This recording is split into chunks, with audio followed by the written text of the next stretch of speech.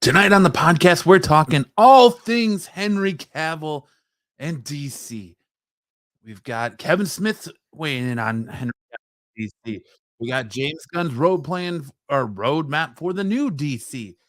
So all this and so much more tonight on this episode of the Absolute Geek Podcast. Alex, hit that intro.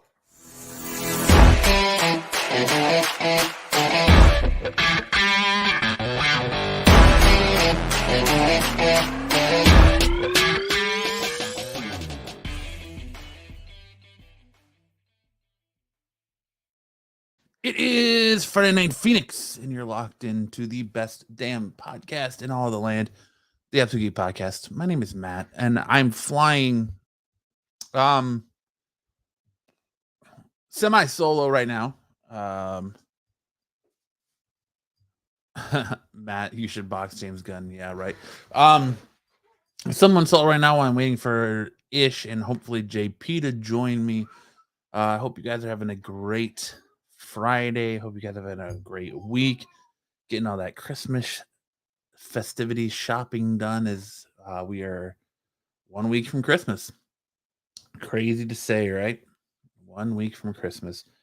There's not a whole lot going on in the world. I mean, there is it's very DC dominated right now. And we're gonna go ahead and jump into it here. Hope you guys went and picked up your local or your books this week at your local comic shop. While I'm waiting for Ish, because he usually asks me what I picked up this week. We had a banger this week in Batman Spawn. Pick that up. Mandalorian issue 6. Pick that up. Ice Cream Man issue 33. Don't know if anyone's still reading this. You had your facsimile Spider-Man. All new Spider-Man, second appearance of Miles Morales, first solo issue. No, I'm not going to talk about how Bill Clinton won the Game Awards. As funny as that is. And then the Amazing Spider-Man Dark Web #1. So, yeah, no, I'm not going to talk about Bill Clinton. As funny as that is, and the way that kid stormed the stage, there's a lot of issues in that, and people are getting a lot more bold and daring than previous years. So who knows? But glad nobody got hurt in that. He did get arrested, yes, but just the fact that your security is so bad that like he was even able to make it on that stage. For those of you who don't know, they had the Game Awards, I think last week. And as the Game of the Year was being announced, some kid who was not part of the dev team jumped up on stage and somehow was allowed to get a microphone and give his speech and a shout out to Bill Clinton. And it's just very, very weird situation. But nonetheless, almost felt staged, like just the way he like got in there and was able to talk. It almost felt very, very staged. Like, you know, nobody cared about the Game Awards, so they're trying to bring attention to the Game Awards, much like the Will Smith slap to Chris Rock. Nobody really cared about the Oscars until that happened, and then after that, everyone was talking about the Oscars. So, but yeah, I digress. Cardi West has done it before. Who's done it before? That kid's done it before? That kid's jumped on stage before? But yeah, well, since I'm not going to take up all your guys' time here, I'm waiting around. I'm going to go ahead and just get started, and we'll jump right into some geek news here. Shall we?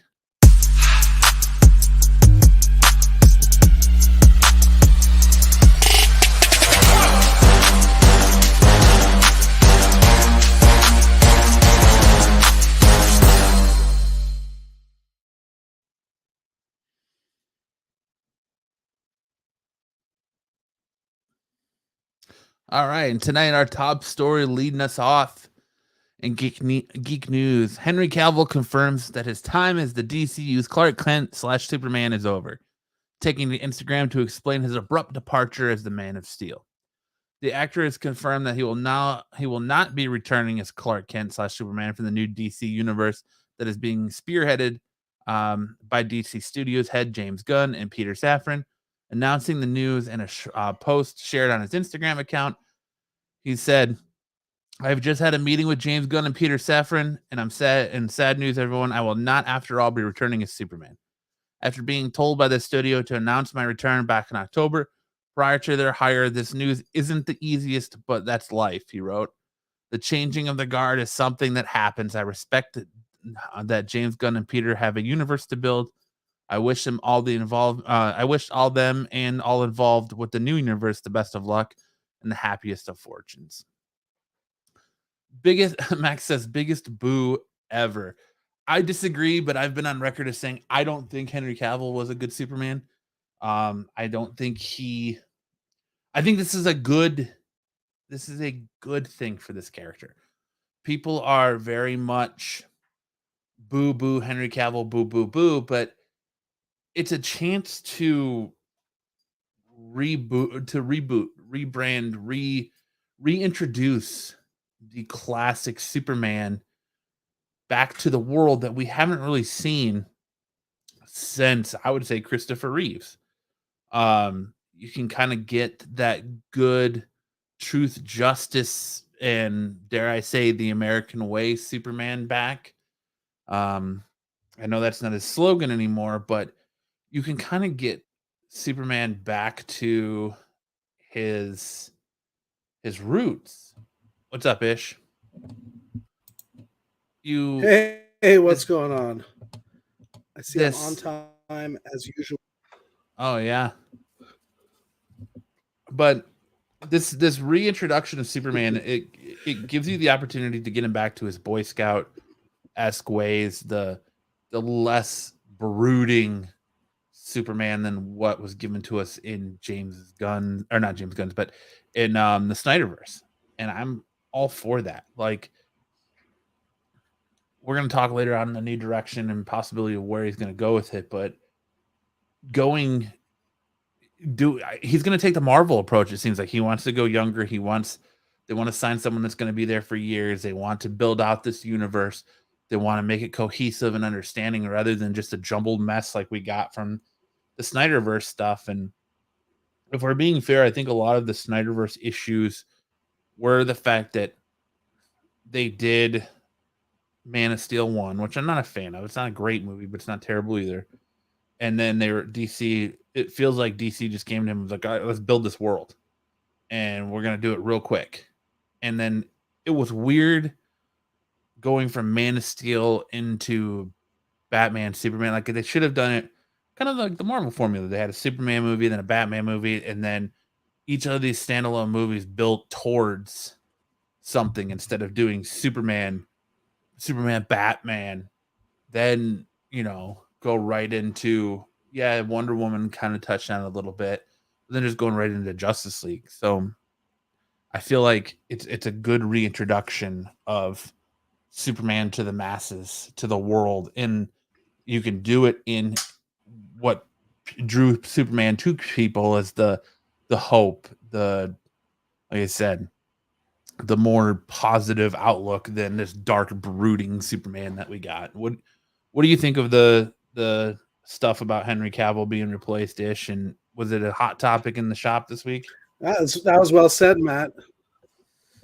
You know what? Surprisingly, not really. Like you said, I agree that I think Gunn's probably going to go for a little more of a Boy Scout type Superman, more of the traditional type, and I don't know. That's kind of what I liked. I was never a big fan of Henry Cavill. He was too broody, too angsty. I felt he lacked some screen charisma, but I know he has his fans. I know Max is real upset with the news, and this is probably dividing fans here. But I'm on the side that I'll try out a new Superman, something a little more hopeful, a little more fun.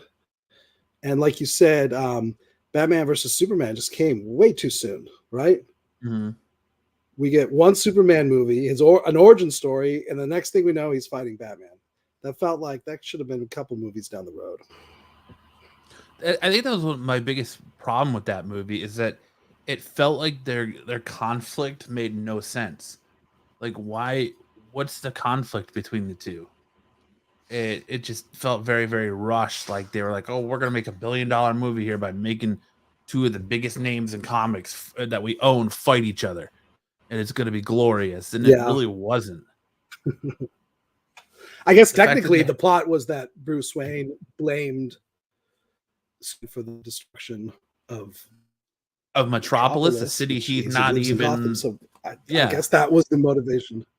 Yeah, that's exactly. But I guess one of his buildings got demolished. But unless it's a Justice League book, yeah, they needed to build up to that. Yeah, I mean, unless it's been a Justice League book, Batman is very much like, I'm all about Gotham.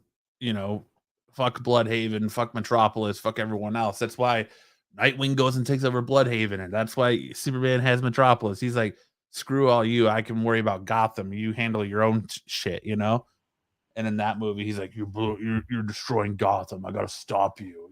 Get out of here. Whatever. But I digress. There's an invasion coming. We gotta stop it. But I think it's good. Funny that they got Cavill to do. They got him to do the cameo in Black Adam, which I think technically negates him doing any Marvel stuff for a couple years, just by the sheer fact that he made that appearance. Yeah, I don't know how that's going to work, because if they told him that they're going to release, that they're not moving forward with him, isn't that essentially releasing him from any contractual obligations? Yeah, but the original contract, I believe, stated something like, if you appeared in any DC content, you couldn't appear in Marvel for 5 years or something like that. I don't know exactly what it was.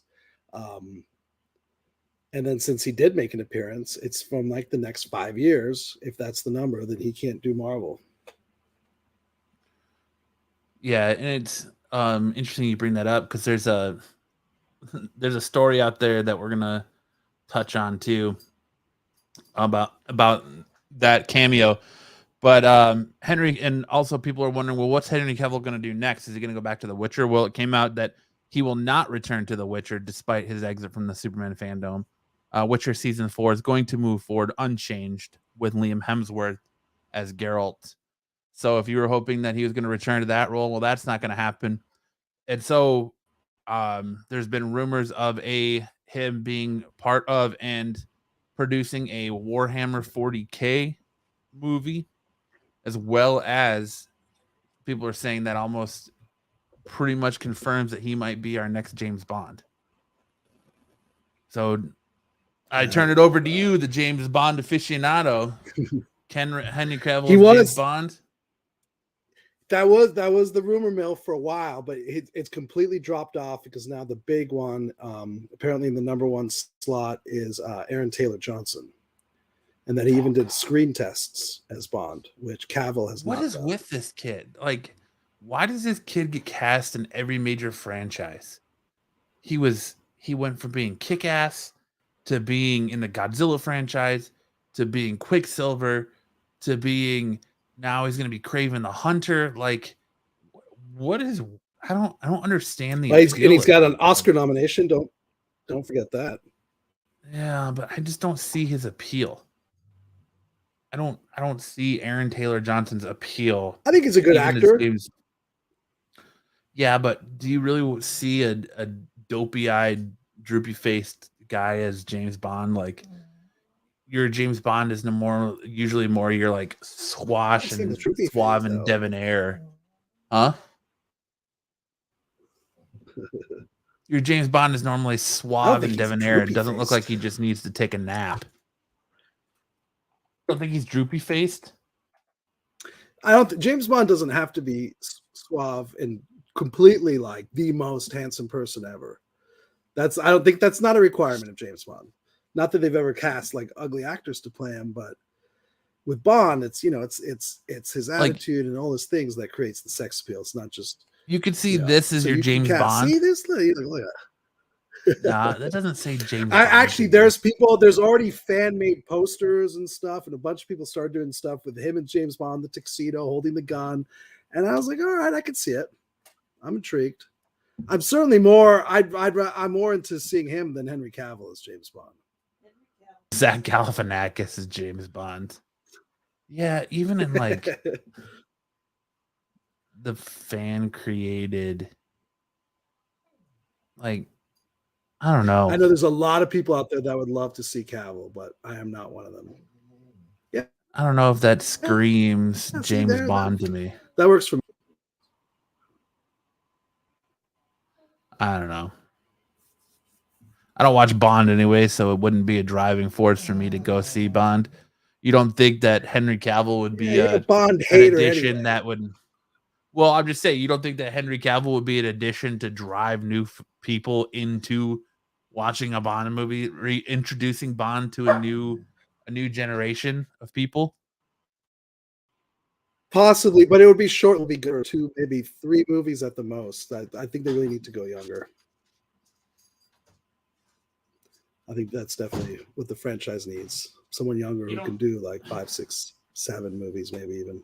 So you want Bond to be like Young Adventures of Indiana Jones, then, where it's like someone in their 20s, where it's the young. If it was me, I would do Bond. I would do the first movie Bond like pre-Secret Agent, just as a commando in the British Army, and showing what he did in battle or something to warrant having people take a second look and be like, do we want to recruit this guy? Is that in one of your, which is even Bond before fan? Anything Ian Fleming ever wrote, because Ian Fleming's first novel was Bond already Bond, and his missions. It's like a Bond Begins, kind of like Batman Begins. Is that what you've written in your James Bond fan fictions? Yes.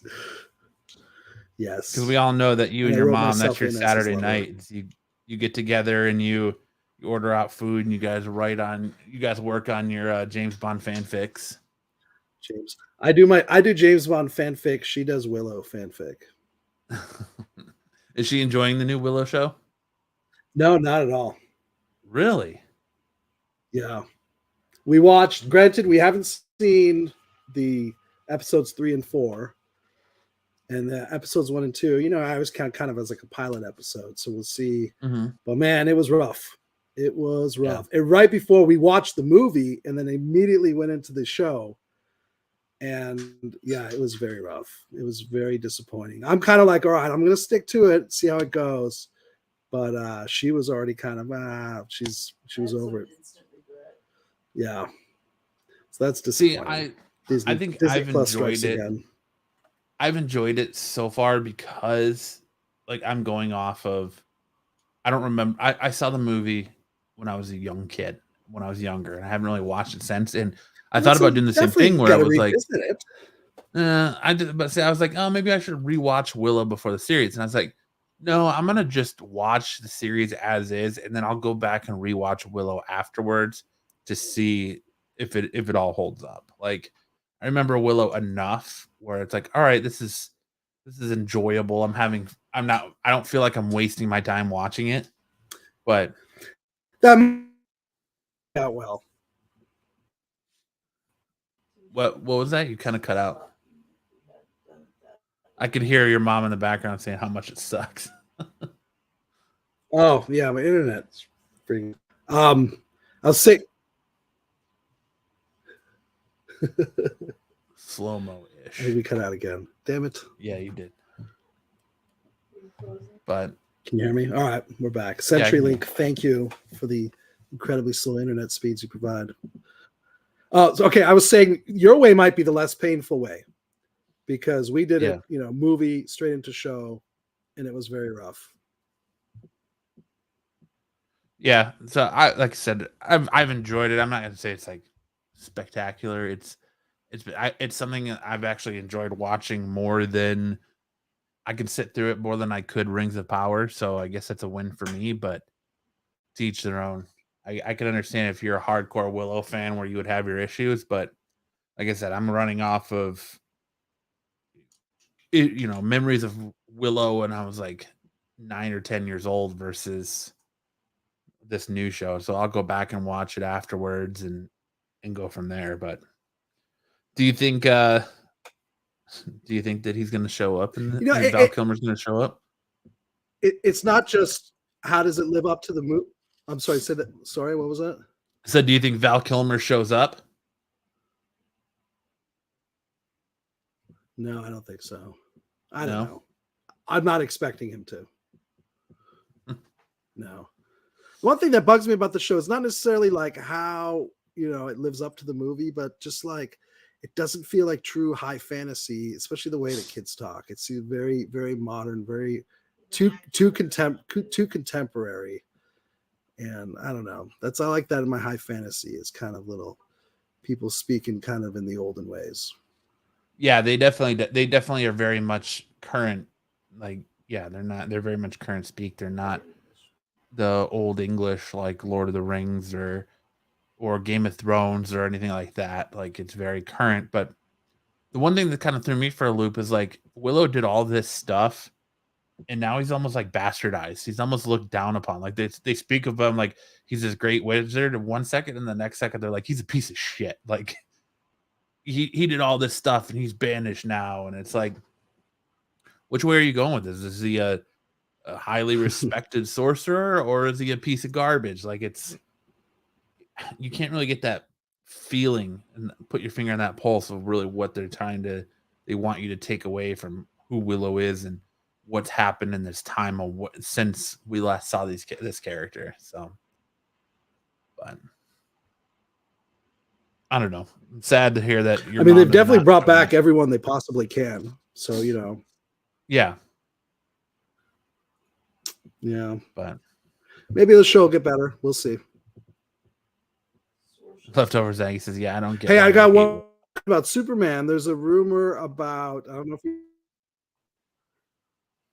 It's a great rumor. I don't know if you guys talked about this. The rumor of Johnny Lawrence's kid playing Superman. Yeah, I've heard that, and I don't like it. Like, I don't see him as a Superman type. I don't know. It just doesn't fit the bill for me. What's his name? Tanner Buchanan. Tanner Buchanan. I don't know. I don't see him as the Superman type, but I don't know. I guess I would have to see him. He's kind of got that all-American apple pie-ness to him. Yeah, I think I would have to see him kind of in the cape and cowl. Or not cape and cowl, but because that's Batman. But the cape and the spandex, I'd have to see him in the garb to really be like, all right, that's one. But like when I sit here and think about it, and I think I guess I just see him in everything and nothing but Cobra Kai. So I'm like, all right, maybe if he was if we had images of him in the spandex with the red cape and the crest, we could go from there. But I don't know. The more I'm looking at pictures, the less I hate the idea. But what Aaron Taylor 4 foot tall? Superman. No, God, no. And then Henry Cavill as James Bond. God, no. Elliot Page as both Superman and Batman. He's very versatile. That's your boy, Elliot Page. He is only 24. That's my dream. He is young, so that would allow him to be. That would be a much younger Superman going younger. He's got the physicality. He's got the youth. He's got the athleticism. Yeah. I don't know. I can see. The more I think about it, the more I can see it. But it's just like, Who is Eric Williamson asking is 4 feet tall? Willow or Tanner Buchanan? I think he's talking about Buchanan. Oh, okay. Yeah, they are supposed to be all doing younger DC now. But I mean, 24 is still like, look at, um, yes, we're talking about the blonde kid of Johnny Lawrence. What's up, Joe's Doolin? I just lost where I was going to go with that. Johnny Lastness. 24. So 24 is still very young to be. If DC's going younger, 24 is fine. Because look at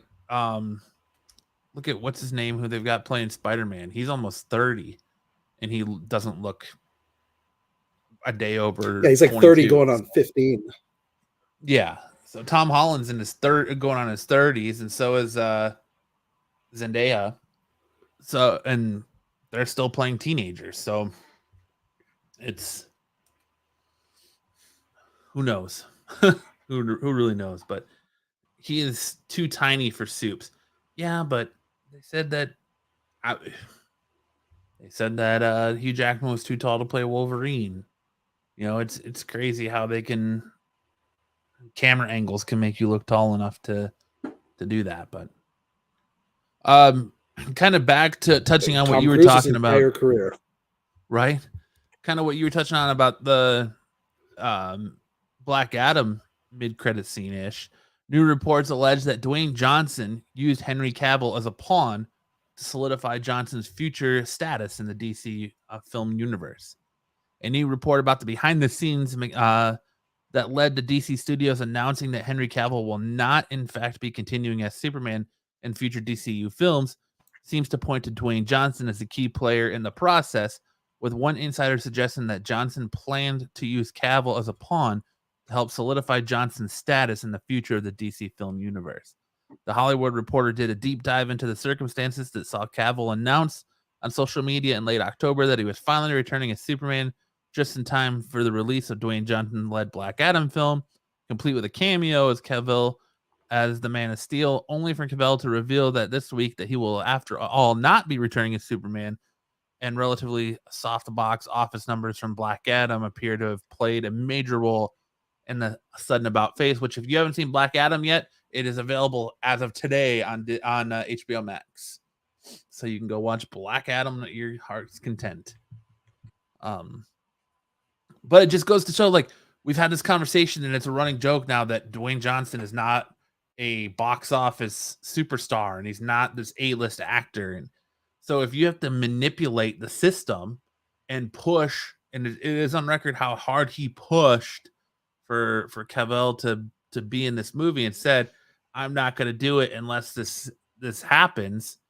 Unless he's in this mid-credit scene, unless we show this. What does this say about The Rock? If it's coming out that he's manipulating, if he manipulated them and used them as a pawn, it's like, did he not have faith in Black Adam? Like, what? DC is just all up in every time you turn a corner, it's like something new comes out of DC, and it's just even more of a dumpster fire. Hardman's right. DC is a bunch of jabronis. Yes. Eric, this way in the cameo. Maybe I don't think it's as nefarious like Master Henry Cavill, but he's going to be like, yeah, well, why wouldn't I? You know, he's going to use everything at his disposal to pump up his movie. Well, and that's kind of where it's kind of, we talked last week about. Part of me kind of feels a little bad for Cavill, even though I'm not a fan, but it does feel like he was used. Yeah, we talked last week a little bit about just how DC is kind of on the outs with The Rock and how they're kind of just like, dude, you need to shut up and quit pumping this. You need to quit pumping your own hype machine. And then they came out this week and were like, well, the numbers that Rock released on his Twitter and his socials, those are wrong. Those aren't accurate numbers. Black Adam did not do these numbers. And so they even kind of walked back and were like, what he's putting out isn't what this movie did. This movie did worse. And by all, it might have been the biggest opening in the Rock's career, but DC has all but come out and said this movie was a flop. This movie is a box office dud. Yeah. So, and when we found out that you have to they consider a success if you make triple the budget that the movie made, it's like, good night. that it was to make the movie. It's going to be hard to recoup that with this, and hopefully we'll see what HBO Max does for it. But it wouldn't, like you said, Rock is. If you watch Young Rock on NBC, his TV show, he talks constantly about how he was always raised by his father in the professional wrestling business to work the gimmick, and it feels very much like what he's doing right here with the whole like Henry Cavill in this movie, Superman. It's exactly what it feels like he did while promoting Black Adam, and continues to do, is he was working the gimmick, and now it's kind of burned him in the face because they're like, well, Henry Cavill's coming back now, he's not. So in essential, DC just basically put it to bed. He's like, you can't work the gimmick anymore because we've already said he ain't coming back. So what's your next angle to try and get a Black Adam 2? Like, it's just not going to happen. I almost see maybe Black Adam being. Yeah. Could Black Adam be the movie like if Fast and the Furious couldn't do it? Is Black Adam the movie that knocks The Rock out of that superstar contention? Is it just that we're all tired of seeing The Rock in every movie? Like, I don't know. He's clearly still a box office draw because it was his biggest opening yet. But after that, that was not an people are like, you know, I know you're very adamant that he's not an A-list actor, but it's just frozen in a very. I was gonna say debonair the pose. movie obviously didn't flop because it sucked. I'm not seeing a lot of hate for the movie. Most people generally liked it. They just didn't go to theaters to see it. Yeah, I didn't hate it, but I didn't love it. So DC can look at this and be like, look, we didn't make an awful movie. This wasn't like a big mistake. Like, oh, we made all the wrong choices.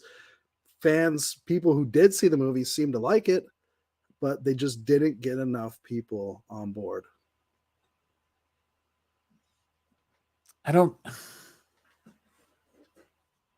It's hard to judge this movie, honestly, because there's a lot of factors you look at it on. Like, it was a good DC movie, and I think that's where a lot of people are coming from. Is that it was a good DC movie. It was watchable, but it doesn't stand up against Marvel, and it wasn't like it wasn't a needle mover to me. I found the pacing was bad, the story was all over the place, the CGI was okay. They really watered down this character. They shouldn't even have had Superman. They should have been Shazam at the end, not Superman.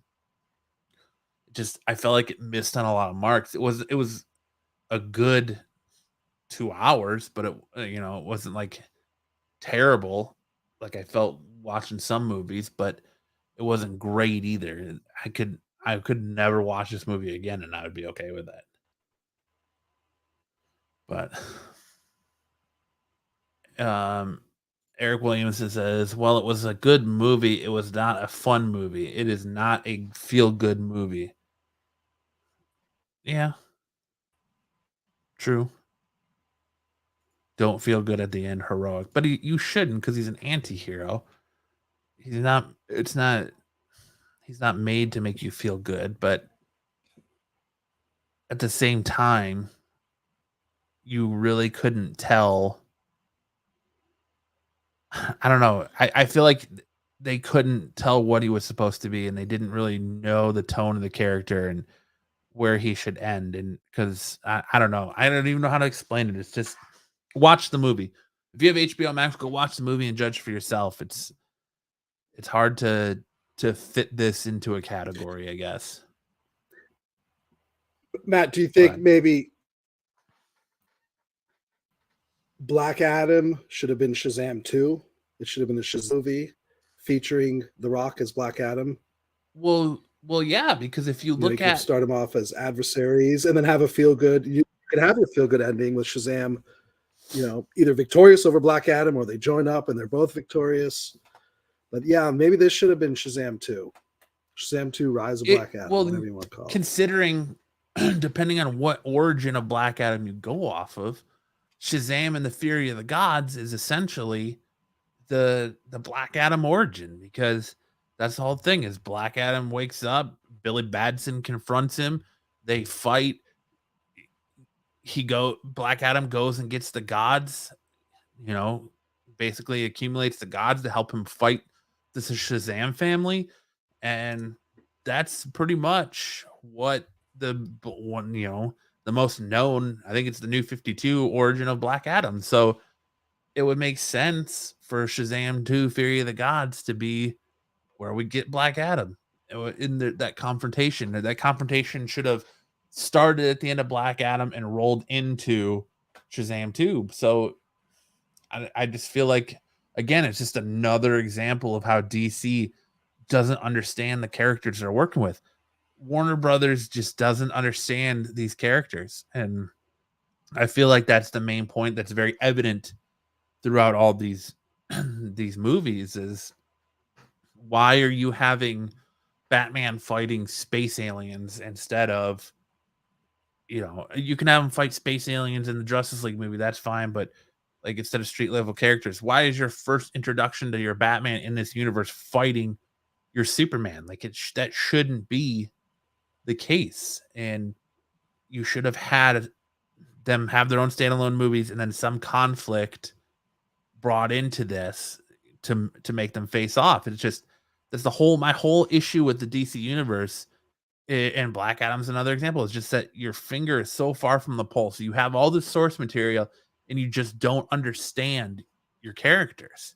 Like when you go into Marvel, we've seen it, they hand you an omnibus of things about this character they want you to play, or they give you reading, or they give you comics to read, to understand, to know this character.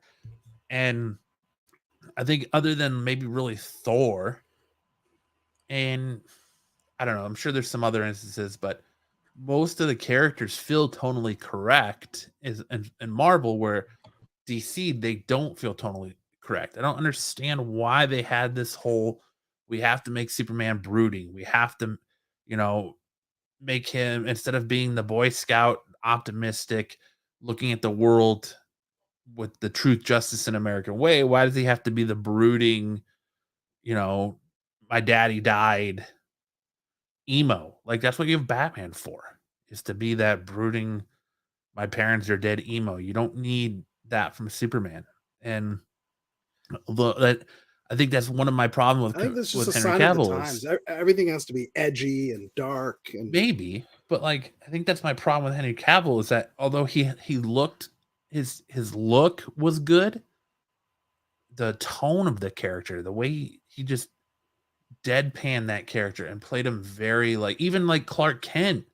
Like, if you watch the Donner cut, like, or the Christopher Reeve Superman stuff, like, his Superman was a little bit more serious and things like that, but he still resembled Hope, whereas Clark Kent was kind of like bumbling, a little bit of a doofus. Even Brandon Routh is kind of like that.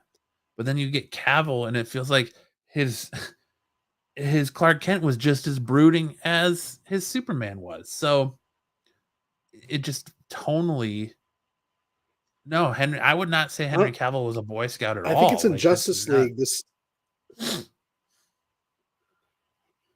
No, there's a scene in Justice League, and I think it's like Lois Lane in the bathtub, and then Clark Kent walks in, and they have this dialogue, and the fucking acting is so cringe on his part.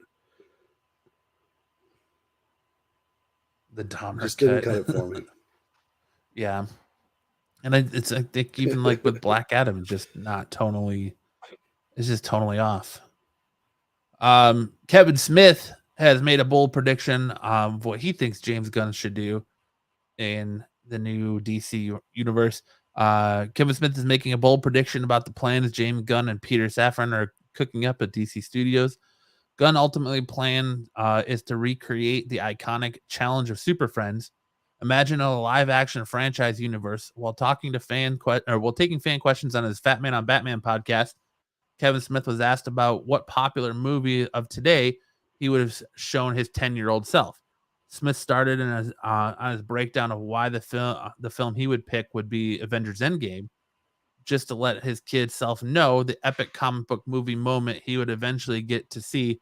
Howard Smith's description of Endgame's now iconic Avengers Assemble charged into a final battle against Thanos, quickly took a detour into DC territory. Smith says, my 10-year-old self, he'd be so fucking impressed by that.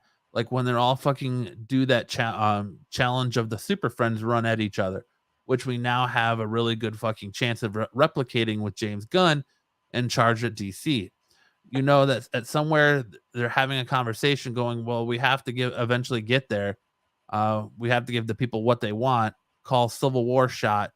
But what will the challenge of Super Friends shot be called? He moans.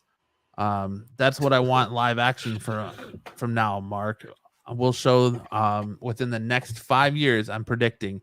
So that gives me 5 years to stay alive to see the live action version of that. I remember being a kid and watching the show, watching Challenge of the Super Friends, and being like, look at them all running at each other, Smith recalled. And then they did it. Captain America Civil War. It was like, oh my God, the Russos and Kevin Feige rocked it. And now we've got a chance to do the actual thing with the actual DC characters. And I bet you James Gunn gets us there. I have faith in James Gunn. So it sounds like Kevin Smith is very on board with the Gunn running things in DC. I don't know if Challenge of the Super Friends and recreating that iconic scene is really that big a deal, but I'm glad he's happy about it anyway. But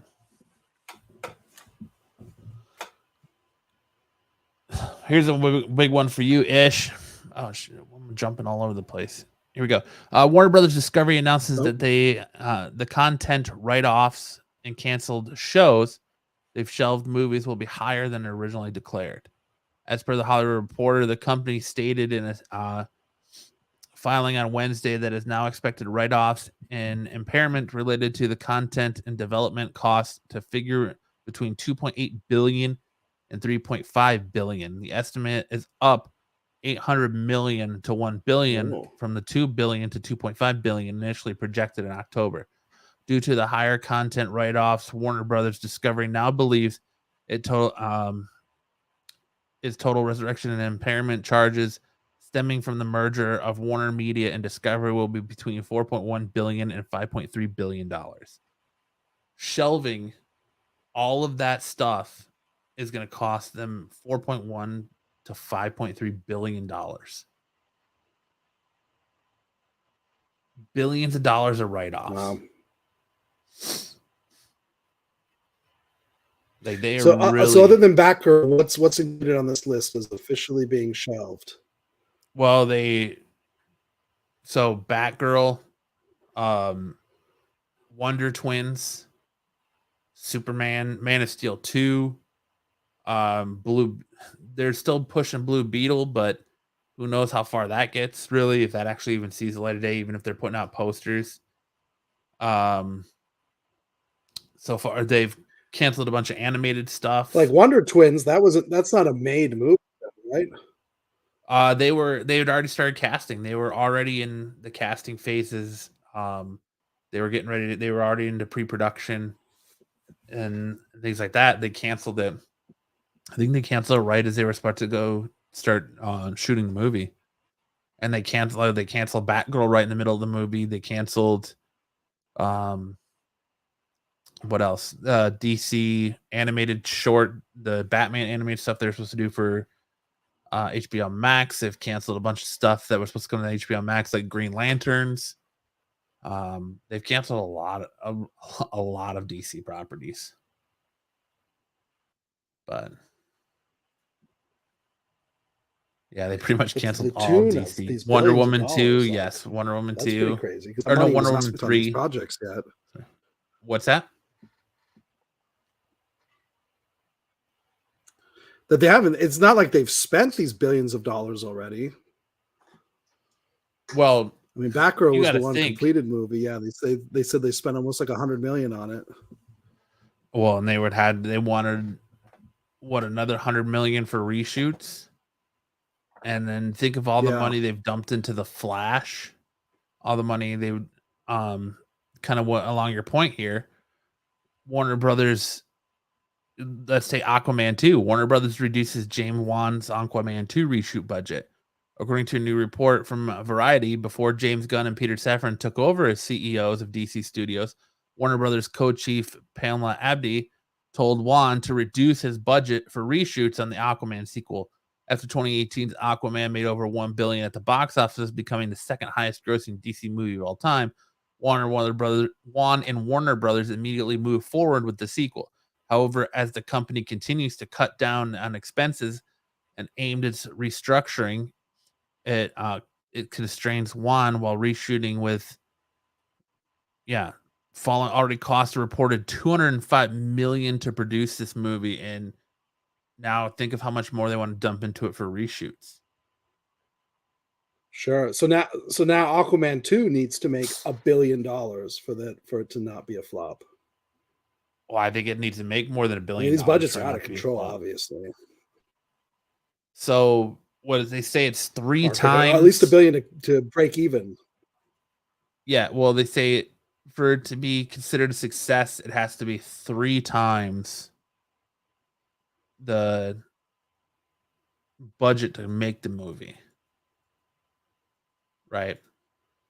So $205 million, or it's sometimes half the worldwide gross minus production budget minus marketing. So with marketing, that's probably what makes it like you got to do it 3 times because they spend so much on advertising. But with the canning of Cavill, like it's caused people, like the fans are in uproar now. They're demanding the Flash. They're just like, well, why even continue on with this world at all if you're going to reboot it? Cancel the Flash, cancel Aquaman, just shelve all those. Like it's just crazy. Like that massive write-off. And I guess now's the time to do it. If you're going to do it now where you can recoup some of that money through the merger, but that's a lot. That's a lot of money. Billions of dollars just pissed away, Like, good night. Yep. I just don't understand what DC's even doing over here anymore. I don't know. Yes, Joe's doing. They are just clearing the deck for James Gunn. Aquaman 2 has been hanging out there for a long time because of COVID. It kept getting pushed. I was actually shocked that got pushed into next year. Disney's the way to go, Hartman. LOL. Get that Disney bag. Yeah. But James Gunn is looking to move. His move is to go younger, like we were talking about. He's looking to move on a younger Superman, and Superman's going to be a big part of it. And they're going to go younger, where it's a younger period in Superman's life, but it's not going to be a reboot. Okay. Like, I understand, like, he's not talking a lot about what their roadmap, but you would think that you got to give people something to get them excited, and saying, oh, well, we're not going to move forward with Henry Cavill, but we're going to move forward with Superman, and it's going to be a younger Superman, and it's going to be a younger moment in his life. And, it's not going to be a reboot. You know what that's called? It's called Smallville. You already did it with Smallville. We've already seen how many more stories of a younger Superman can we? Are you going to go do Superman year 1? Like, it's not going to be a reboot, but are you going to tell the story of his first year as Superman? Yeah, but general audiences haven't seen Smallville, so this would be new to them. Are you running in line to see a young Superman movie? The Young Adventures of Superman? With a young Lex Luthor? It would not detract from me. I'm down. I mean, I'm interested to see where James Gunn takes this, but I kind of was hoping, honestly. I mean, I said it from the beginning. I said Superman is going to be, I said Man of Steel 2 is going to be the wagon that James Gunn hitches himself to and directs to try and make that splash. And now it seems like that's not going to be the case, but Superman is the character. It feels like he's going to hitch his wagon to try and make that splash. It just, to me, it feels like James Gunn is very good when he's working with obscure characters that nobody knew about, cared about, or was really relevant until this point. Guardians of the Galaxy, Peacemaker. I mean, if you really get down to the nitty gritty of it, was his Justice League movie that grandiose? Was it that groundbreaking? Was it that great? Was it, if you compare it side to side to Guardians 1, which is the better movie? In my opinion, Guardians 1 is the better movie. But I don't know if, but I almost feel like some of that is because people already knew the Suicide Squad. We already were introduced to the Suicide Squad. We do the Ayers stuff. We weren't freshly given James Gunn's Suicide Squad like we were with Guardians of the Galaxy. I think if it was a fresh, nobody knew the Suicide Squad, if it was a fresh take, it would have been a different situation. But because he had Rick Flag in there, because he had Harley Quinn, because he had Boomerang, because he had some of these entities that were already given to us in the Ayers cut, does that affect the quality or the way you view the quality of his Suicide Squad movie? Because to me, it kind of does. So it makes me wonder. I think he should start more obscure with his character selection to kick off this universe rather than starting with Superman. Like, starting with Superman, I feel is the wrong move, because through all the Snyder stuff, through everything that we've had thrown at us, we've had Superman and Batman just fucking jammed down our throat. And if you watch Saturday Night Special, we talked last week about how DC had a rumored plan of a Batman Beyond movie with Michael Keaton as old man Bruce Wayne. $1 billion movie, man. You get Timothy Charlemagne, or however you say his name, to be Terry McGinnis. You get, your old man Bruce Wayne, your Michael Keaton old man Bruce Wayne. That's $1 billion plus movie. Everybody's going to see that. That's the biggest draw of the Flash movie right now. That was the biggest draw of Batgirl, is people want to see Keaton back in the role of Bruce Wayne. When you think of Batman, there's two names that are very, very iconic. I tip my hat, to everyone who's played that character. I tip my hat. Well, okay, I'll give you three names that are iconic to Batman, because I can't deny the third. You got your Adam West, Michael Keaton, and everyone knows the third because Kevin Conroy. Those are your three Batman that you're just iconic names. And Christian Bale was good, but Christian Bale's time as Batman is overshadowed by Heath Ledger's performance as the Joker. Jack Nicholson was kind of on, or Nicholas, or was kind of on par with. I feel he was on par with Keaton in that movie, so one wasn't really outshining the other. The Adam West stuff is campy and goofy, but the Kevin Conroy is iconic for Batman the Animated Series. Why are you going to continue to shove these characters down our throat? Give us characters we haven't seen before. Give us an obscure character. Let James Gunn come in and play in a sandbox with characters that nobody has expectations for. Black Adam is? But Black Adam wasn't his movie, though.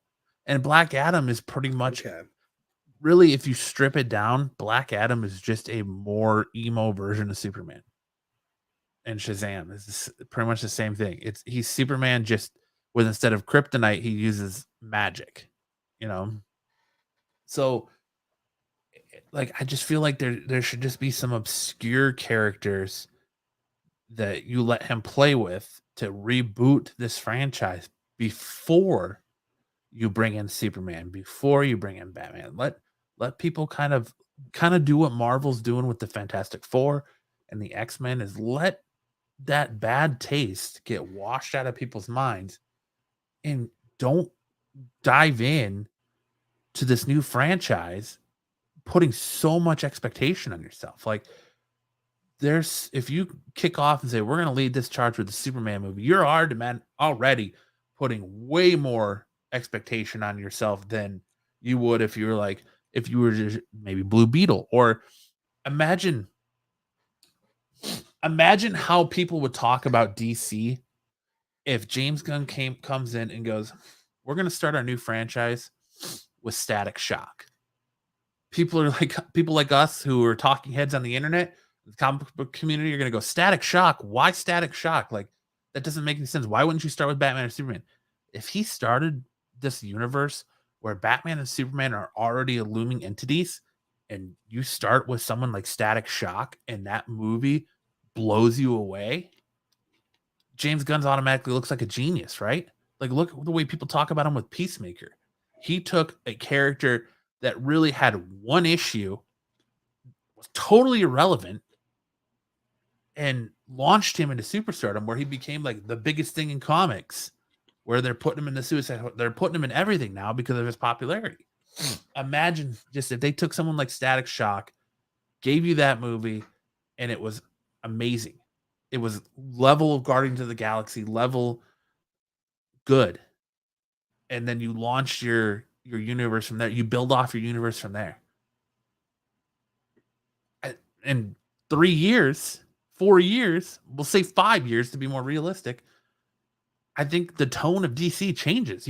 People's perspective or of DC in the DC universe changes. It's going to be Snyder who?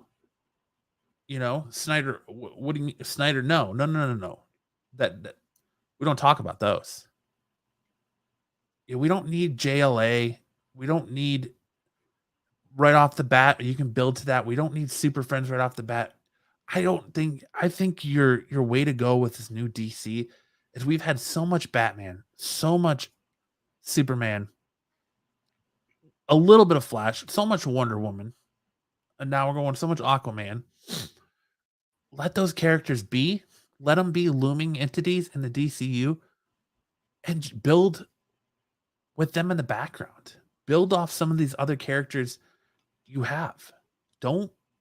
Why do you have to rush to see Superman? Why do you have to rush to see Batman? Like, we've seen it. Let them be.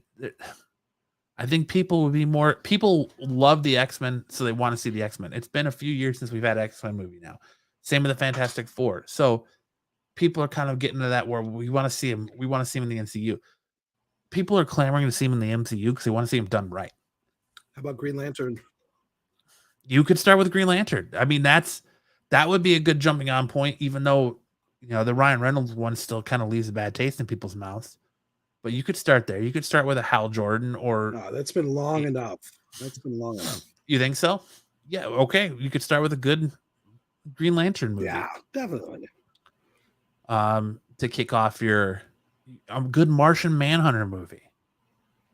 Like, you have these other DC characters that are there waiting. You have such a vast, like, the Flash is so... I put the Flash in that category because, like, you got the TV show. Like, what about Green Arrow? Like, you could kick it off with Green Arrow. Yeah, do what the CW did, and why not start your universe with Green Arrow?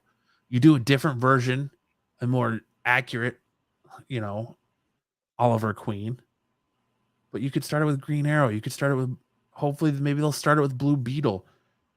Static Shock. There's just other characters you could roll into to start your universe rather than your big names like Batman, Superman, Wonder Woman. Let those be. Let those set for a little bit and start somewhere else. But who am I? I'm just a talking head on an internet show. I'm not James Gunn. I don't. But my fear is that in 10 years, I know that's a long time, that would put me at almost 50. 10 years time, I think you're with the formula and the MO of James Gunn, it's he gets you that first time and then his stuff becomes very repetitive. And so I'm afraid that everyone's talking about this James Gunn stuff now, but in 10 years with James Gunn style, is it just going to be that same thing where we're like, it's the same old DC? I don't know. It's hard to say. What do you think, Ish? I've been talking a lot because you have shitty internet. Well, definitely has an affinity for the quirkier characters of these comic book universes. So, and we can expect that, probably to do what he did with Peacemaker to someone else. I think Green Lanterns definitely could be up James Gunn's alley, for something maybe he would even direct, as opposed to just being an executive producer. Mm-hmm. Joe's Doolin says, not every superhero can be a wise ass, and that's James Gunn's shtick.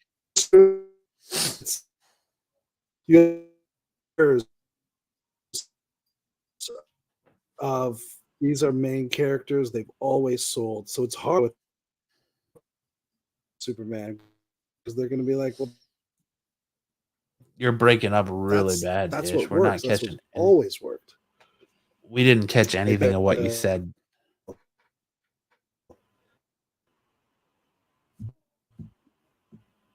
I think you need to quit torrenting on LimeWire while you're on the show, Ish.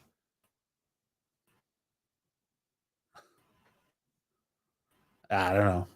Ish's internet was cracking out there. Yep. Cardi watched that. I feel like my browser and Ish's connection are linked. Possibly. We're gonna, but Ish is in the Captain Pike chair. 1 beep for 2. Yes, 2 for no. Oh, I think am I back? Yes, you are.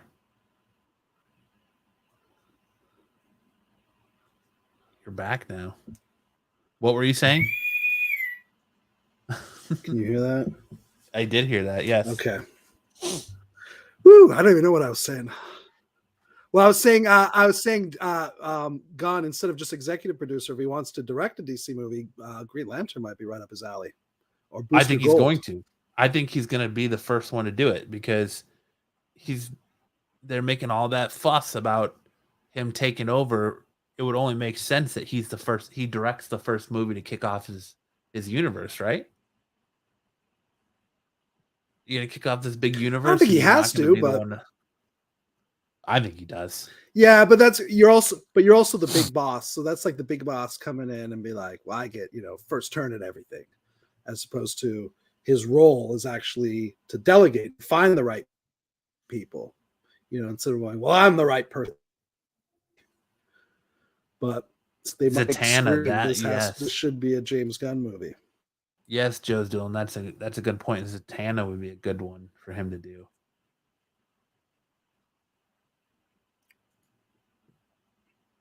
But well, if you're not going to get James Gunn in there to direct, go ahead. Oh, I was also saying about Superman and Batman wigs.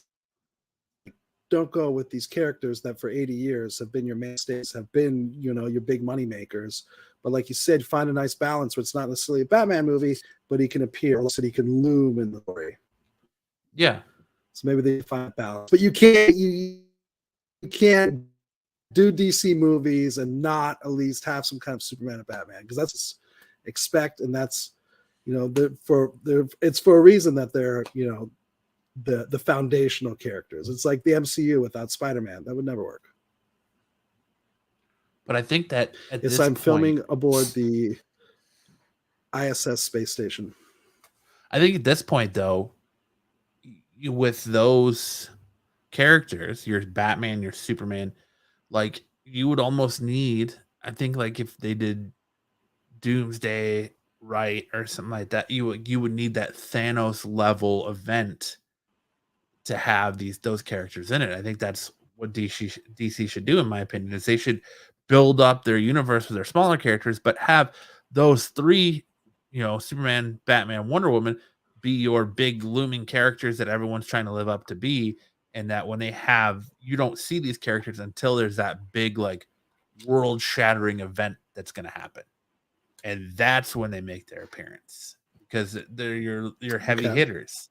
You build your universe where they're in the background, they're referenced, you can see them, they make appearances every once in a while, but they're not really present and in the forefront until there's just like that world shattering event where your core heroes that have met are just getting demolished and they have to come in and kind of save the day, like a la Captain Marvel, what they tried to do with Captain Marvel in Avengers Endgame, where they were all fighting Thanos and getting their butt kicked, and she came in as the heavy hitter. I feel like that's kind of what those three characters should be. Is they should be your heavy hitters, not necessarily your everyday go-to heroes. Those should be your trump cards of when shit is really hitting the fan and the situation is dire. That's when you call in your heavy hitters. But that's probably not there. We're probably going to get 16 more Batman movies and 12 more Superman movies and another Wonder Woman movie, and they're just going to keep jamming that shit sandwich down your throat. They're like, oh, cover it in ranch. Does that taste better? Nope, still tastes like shit. Oh, well, how about this? All right. Oh, wait. Let's be fair. I don't think Batman movies have been shit sandwiches, other than maybe Batman Forever. Batman Returns. I'm still a fan of all the Batman movies. Batman Returns Batman is amazing. Forever, what are you kidding me? Batman and Robin. No, I'll give you Batman Returns. But Batman Forever, Batman and Robin, Dark Knight Rises. I enjoy Batman and Robin. Yeah, Dark Knight Rises. It's Superman, Batman. It's not a bad movie. Not by any means. Dark Knight Rises. It's not great, but it's not. We nitpick it to death, but there's a lot of arguments that can be made in favor of that movie also. Joe's Doolin says Batman is only as good as his villains. I don't know, because you have. I disagree with that, because Val Kilmer. Didn't matter who else was in the movie. Val Kilmer still sucked as Batman. I really think Batman is only as good as the people that are writing him, because they have the ability to take characters that on paper are very stupid. Calendar Man, Riddler. Like, if you really think about it, the Riddler just sounds like a dumb character until you actually see somebody write him and how maniacal and sadistic they make him. Like, the Joker just sounds like a serial killer, yes, but some of his, like, Clayface, Clayface, Riddler, Penguin sounds like a stupid villain. Like, I really think a lot of the credit's got to go to who writes Batman for how iconic that Rogues Gallery is. But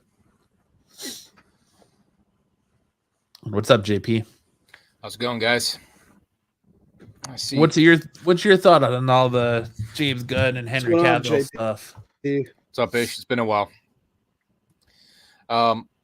Yeah, I was kind of shocked to see that. I felt first, the note that Cavill put out on Instagram or Twitter, whatever he did, was really classy of him. I don't know if you guys already talked about that, but showed how much class that guy has. And nothing against James Gunn. Obviously, he's building his own universe, but it kind of was crappy that, that he left The Witcher and gave all it up to expect to be playing Superman again. And then 2 months later, he's cast out. So it's just unfortunate. I'm hoping he gets a role at Marvel. I see he's doing that Warhammer 4,000 or 40,000.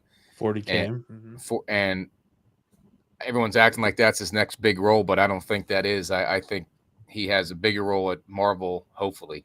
Dr. Doom. I don't know if he would want to have the mask on the whole time, or if he's going to play like they did in the first Fantastic Four, where he was not in the mask, not in costume until like the end of the show. But eventually he's going to have to be in the outfit. And I'm not sure if that's Cavill's better there, or he's better as Hyperion or Sentry or what. I don't know. I don't want to see him as Sentry because I don't want him to go right back into playing that Superman-esque type character again. Right. I'd like to see him do something else in the MCU if that's what they're gonna do. I think Doom, he still kind of gives you that badass, just Superman-esque, but it's a villain. It's a different slate, different tone for Cavill. What about Mr. Sinister? I'm still on the John Hamm team for Mr. Sinister. Captain Britain. That's right. That's the one I think that would probably make the most sense. Is it just because he's British though? He doesn't have to hide his accent. Right. And I think that's where a lot of people are, Captain Britain because he's British. And I would like, I don't know, Doom would be a good one. But what do you think about DC going younger and younger Superman and giving us younger adventures? And I wasn't a huge reader of Superman, but when I was looking through some of the YouTube and internet today, checking on the changes that the storyline they're going to go with, a couple of them seem pretty cool. In my eyes, I thought it's a good way they might be able to go a different direction. I'm not sure why he needs to go younger, but I don't know what James Gunn's planning to do, but I guess we'll find out. But a couple storylines were from the 90s, which was neat. And then he was talking, what they were talking about was the storyline, I think, the Man of Steel from 86. But do you really want 90s? Because 90s was not a good time in Superman comics anyway. Like, the death of Superman kind of derailed a lot. Yeah, I think what they said was the 86 storyline that John Byrne wrote was the one they were going to do. So that's the one that made sense to me, because that was Man of Steel. That was a younger version of him. And I never read that one, but I've seen that 100 times in the antique stores and always passed over it. So I understand it was a good read, but I wasn't a huge fan of that of Superman until Death of Superman. But obviously the movies I was a big fan of, but not the comics until Death of Superman. Joe's Doolin says people know Superman, but no one cares about Superman. Yeah, we talked about that last week about the the relevance now. Yeah, he's not. I don't know. I just don't want the mullet 90s Superman. That's back in style. I see kids every day. I know. I know. What's going on here? But we were talking about James Gunn. If he needs to direct that first movie, or Ish says he could just be more of like the head boss and delegate, and it sounds like maybe that's what will happen with Ben Affleck maybe returning to the DC universe at some point in the future, but this time it will be as in the director chair. Per the Hollywood Reporter, DC Studios CEO James Gunn and Peter Safran recently met with Ben Affleck to discuss the possibility of him directing for them in the future. According to sources familiar with the conversation, no deal is in place for him to helm a DC feature at this stage. Gunn later confirmed the reports himself. Just hours after THR broke the news, Gunn wrote the following on Twitter: "Met with Ben yesterday because we want him to direct, and we want him." That is Ish's friend. Met with Ben yesterday precisely because he wants to direct, and we want him to direct. We just have to find the right project. Hey, everybody. Hello. Ish, do you want to introduce your guest?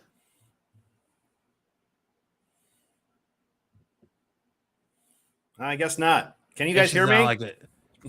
Yep, we hear you. We hear you good. He's got terrible internet. He's got a 5-second delay from everyone else. Okay, I can introduce myself if you want. Go ahead. Okay, my name's Kenny. I live in Washington State. I went to film school with Ishvan like 20 years ago. Yeah, I can hear you. and I'm a fan of the show, and Ish invited me on, so I just want to say hi, guys. How's it going? Sorry I'm late. I was at work. You're good. No worries. Yeah, we've just been Nice to meet fighting you. through Ish's guys. terrible internet. Hey, what's up, so Kenny? How you doing, bud? He'll, Can you guys he'll hear hear me? that in about 5 minutes. Okay. It's I like how I could hear. Can you Driving guys hear me? And then nuts tonight. your mouth, you see you mouth it later on. Mm-hmm.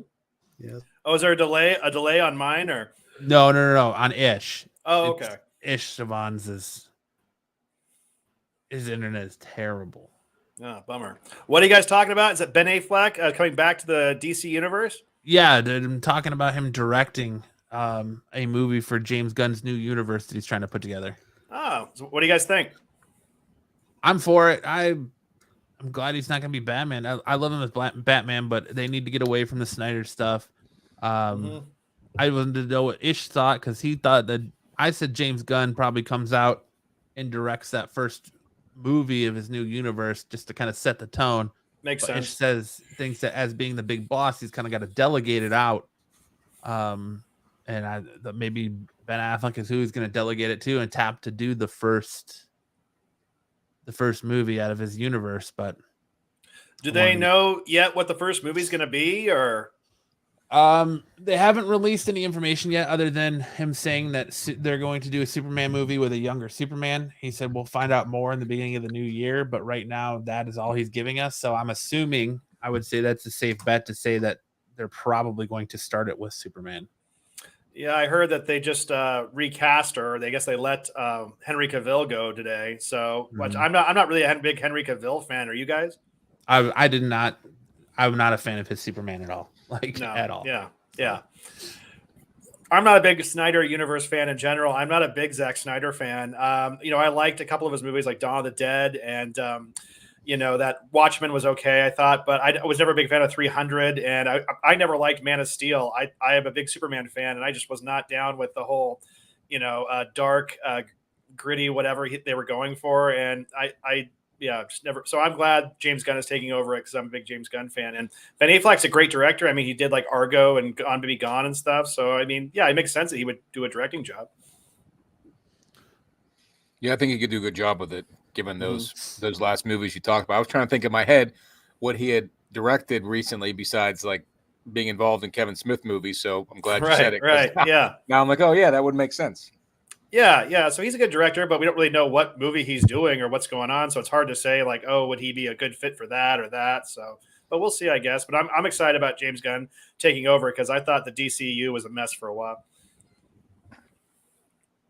It was, and it's going to be a mess now as they work through everything. I mean, I saw something posted today about all the trailers that were nothing, all the post-credit scenes that turned into nothing. And that Black Adam, I mean, that was the reason I went to see Black Adam was to see Henry Cavill at the end of it, and that means nothing now. And so, right, yeah, and that was kind of weird because I didn't see Black Adam because I've been talking so much shit about DC movies. I finally had to not see one, so everyone could not give me crap for going to see everyone. But yeah, that seemed like to be like the big reveal, although they didn't even fight. They just kind of met up at the end. I saw like the stinger online. It was just like, hey, I'm Black Adam. Hey, I'm Superman. And then they kind of jump at each other. And then that's the stinger. So I thought that would have been a big disappointment. I thought I was waiting for like a Superman Black Adam showdown or something, but yeah, it's not happening now.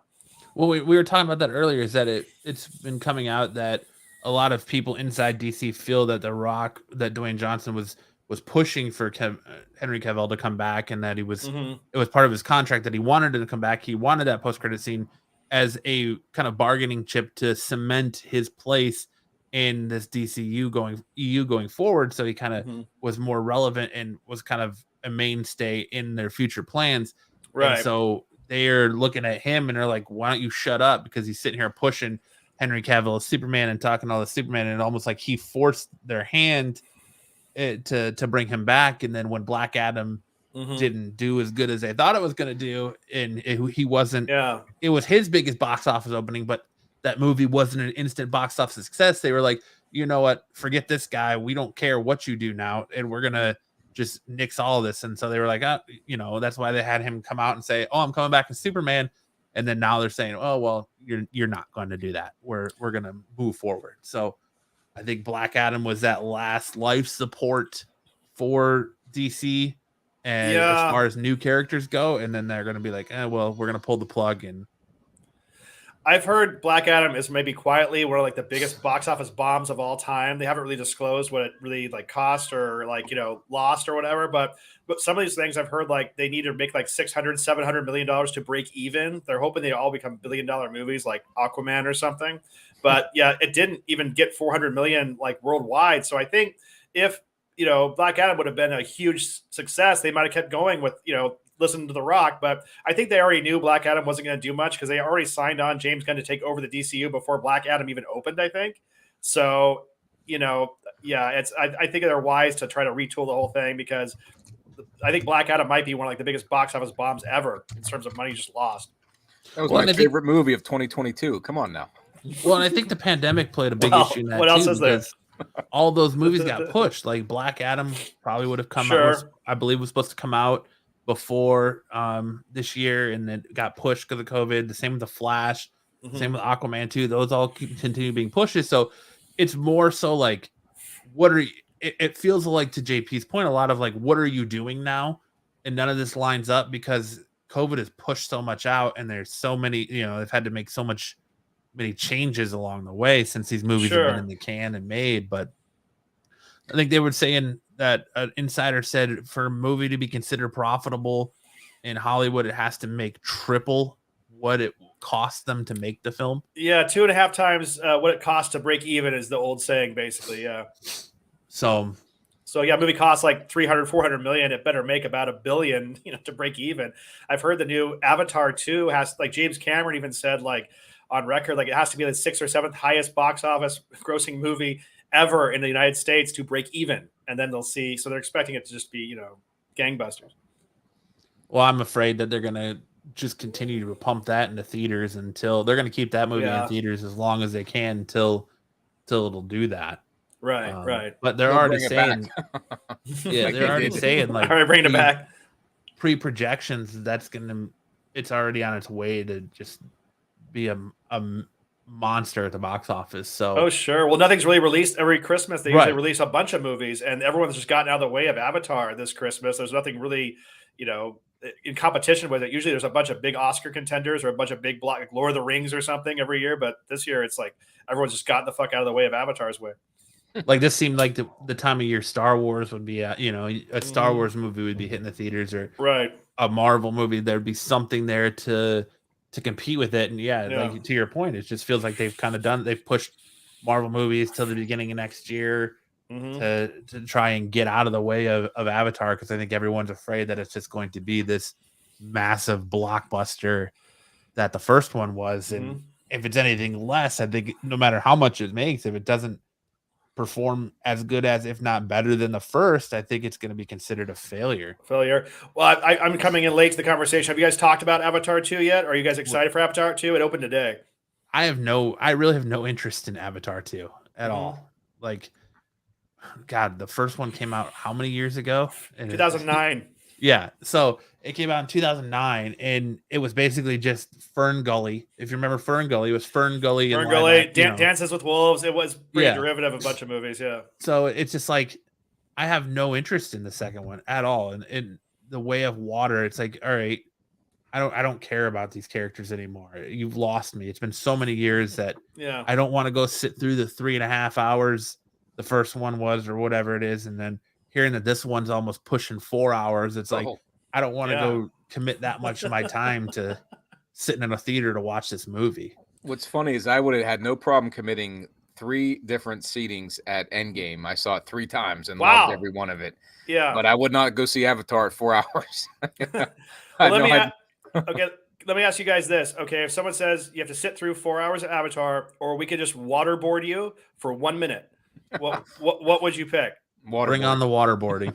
Waterboarding for 1 minute, that's over. Yeah, I would probably take the 1 minute of waterboarding over sitting through 4 hours of Avatar. Because I was not a fan. I love James Cameron, I'm a huge Cameron fan, but I was not on board with Avatar. I really am disappointed that he's apparently dedicated the rest of his life to making Avatar sequels. I don't know what's left to really say with the story. I don't care. I don't know. Avatar just kind of blew by me. I did not get what the whole phenomenon was about at all. So I'm not excited to see the new one at all. Well, he's been such a pioneer of the technology in the movies that Sure. when he did Terminator 2 and then did Avatar, it was such a huge new thing at the time, and he started those, that type of tech in those movies. But I never saw it in a theater, at least Avatar. I didn't care, and I've seen it on TBS, I think, or TNT, and that was enough for me.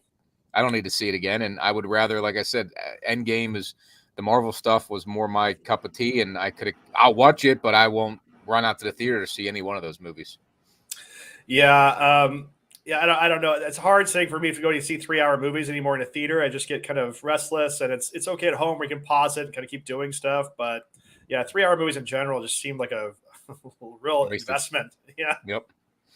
Yep. Plus the price you got to pay. I'd rather watch it at home, like you said, popcorn Sure, and pausing it. So I do like to support my local theater though, because theaters are struggling, and it's like local theaters anyway. The big chains, it's like whatever. But yeah, I try to get out and support the theater if I have half an interest in anything. I like seeing stuff on the big screen with an audience. But now with surround sounds and these big widescreen TVs and everything's just almost instant access, and stuff like Knives Out coming out to Netflix in a couple weeks anyway. Why am I going to leave the house and pay for parking and all this other shit? Well, that's how I am too. Like, to me, the movie theater is still, it's a spectacle. It's still an experience. Like, I go there too for the smell of popcorn, to watch a movie like that, or people, to hear their reaction, the gasps as things are happening. Like, it's something that my wife and I enjoy to do. And now I would much rather go to a theater to see a movie, but like at 4.5 hours for Avatar, like, it's just 4.5 hours. There are things about like I think it's around 3.5 hours. Yeah. The trailer that it piqued my interest. Like, when you watch the trailer on TV, like you see when they're like diving through the water, they're expanding across the borders of the screen into the black sections and things like that, and the coolness of that. But it makes me want to know if the whole movie's like that. But then again, I'm like, do I really want to commit that much time just to find out? It just, I don't know. None of it seems that amazing to me. It just seems like a transition scene in like a video game. Like, it just looks nothing seems very realistic about it at all. I never really bought into the whole whatever that world's called, like Utopia or something like that, or Pandora. There you go. Yeah, and I just I was never wowed or amazed. I thought the floating mountains made no fucking sense, and I wasn't part of those people that were. Do you remember hearing about those stories? I think like they did, like people were like suicidal after they came out of Avatar because it wasn't real. There's no real Pandora. They did these like big like news stories on how people were like depressed and suicidal after Avatar because Avatar wasn't real after they left the theater. I thought that was amazing. Yeah, I felt that way after Endgame, but not Avatar. Not Avatar. It's it's crazy. Yeah. No, yeah, I don't. That one passed me by. I felt that way after Black Adam. I was just like, oh man, Black Adam's not real. I'm gonna kill myself. I feel that way now after I spent the money, and then it's not gonna make anything trying to see the Henry Cavill scene. So I'm ticked. Henry Cavill, we hardly knew ye. Yeah. I mean, going back to Superman, you both of you, I don't think either one of you guys like Man of Steel, right? No, Matt? I was not a Man of Steel fan at all. It was. I anticipated that movie because I have 2 boys. I have 4 kids, but my 2 boys used to. They didn't grow up with the Superman. I guess Superman Returns they had, but both of my boys must have watched the '70s Superman. Would always dress up in like the Superman outfit, put a suit over top of it, and then like to go through a spinny door and like come out with the cape on and ready to go. So they love Superman. So I was so looking forward to like the new Superman that would rival Clark Kent or Christopher Reeves. And it was good, but I mean, it was gritty and dark and not what I expected of Superman. But I did like the character. I thought he fit a Superman role really well. He wasn't terrible, but I didn't think he really had much. I don't know. Like Christopher Reeve, like you said, is just really imprinted in my mind as Superman from being a kid. It's hard to top that. And I just didn't like the kind of dark, edgy, like intense vibe of the whole thing. I think I walked out of it very early when Russell Crowe was riding a pterodactyl and being all badass. I was like, I'm fucking out of here. I fucking hate this. So. I saw the trailers and I was like, what are they doing here? What is this going to be? Yeah. And then I think we finally saw it and I was like, I like some scenes, but I don't think any scene, no one will beat Christopher Reeves. Again, he had he seemed more of a Superman role. Cavill looked the role, but never had the vocabulary, not the vocabulary, but the writing to make that similar in that regard. He looked more of the role, but didn't really act the role. But nothing beats the helicopter and Lois Lane scene from perfect. I still watch to this day and gets goosebumps. So, but again, back to Avatar and that. Some movies like Superman make you feel that Avatar 2, Man of Steel, just some of them fall flat, and that's just what happens. As much as they hype it, you're not going to get that. And some movies they'll never leave your brain because of what feeling you had when you saw them. And Eric Williams says, I think the new audiences don't have attention span or interest in theater going. I think it'll die out completely when they watch everything on their phones and bite-sized content. We'll see. I was mad when they brought it back out just to beat Endgame. Brought the original Avatar back out in the theater to beat Endgame. I was mad because Endgame was going to be the highest grossing movie of all time. So they'll do the same thing here. Like you said, they'll keep it in theaters as long as they can until Ant-Man comes out. Well, a lot of times theaters have contracts with these movies where they have to show it for a month. They can't not show it for a month. It's like in the contract. So it's a lot of times they don't have a choice. Like do Disney Star Wars or whatever, they have to show it for a month. Yeah, that was a big thing during the pandemic with Universal and I want to say AMC theaters where they wanted to only do a short amount of time, and Universal threatened to not show their movies there because they want them in the big screen. That's where their moneymaker is. They don't make the money on home box office like they do in theaters. So right. What was that last little pop-up? That guy Joe, something about giving a hand job in a theater? Joe said, I can't bring myself to go to a theater. All they're good for is overpriced concessions and bad hand jobs. Oh man. Well, he's never got one of my hand jobs in a theater. So, hey, don't be throwing that shade at me, pal. Yeah. Who are you getting hand jobs from in the theaters, Joe? That's so bad. Yeah. My theater has no heat, so ain't nothing gonna be. It's practical to give a hand job at that point. Just keep each other warm. Warm something up. Yeah. Jesus. Yeah. Come on. Yeah. That's. How do you have a theater with no heat? Oh my God, we have one like a mile from my house. Which, whenever Star Wars, the what was it called, the Force Awakens came out, I was so hyped to see it, and I remembered back when Episode 1 came out, I had the theater was sold out at 12 o'clock, but there was a 12:01 that was packed, and it was nuts. And I said, I don't want to do that again. And my theater right down the road, I'm like, we got to get there early. And it was 6 of us in that theater.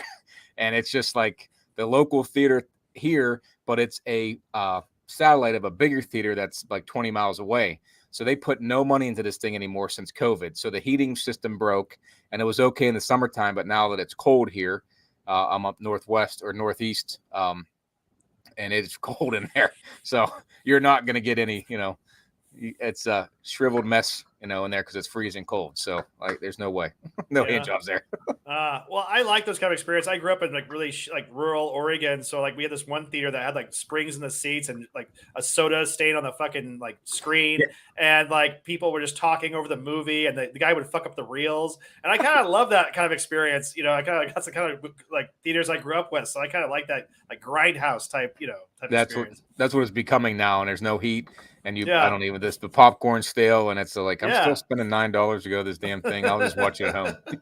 Yeah, but it's still can be a fun experience if if everybody's yelling at the screen, just join right in. There's only sound system in this theater is really well. That chattering noise, it feels so lifelike. Yeah, it's because it's Steve 2 rows back. He's freezing together. His eyes are frozen shut. He'll see it later. so bad. Yeah, it's getting bad, but I don't know. We'll see. Hopefully they get it fixed before February when I can go see Ant-Man, but that's the next one to see.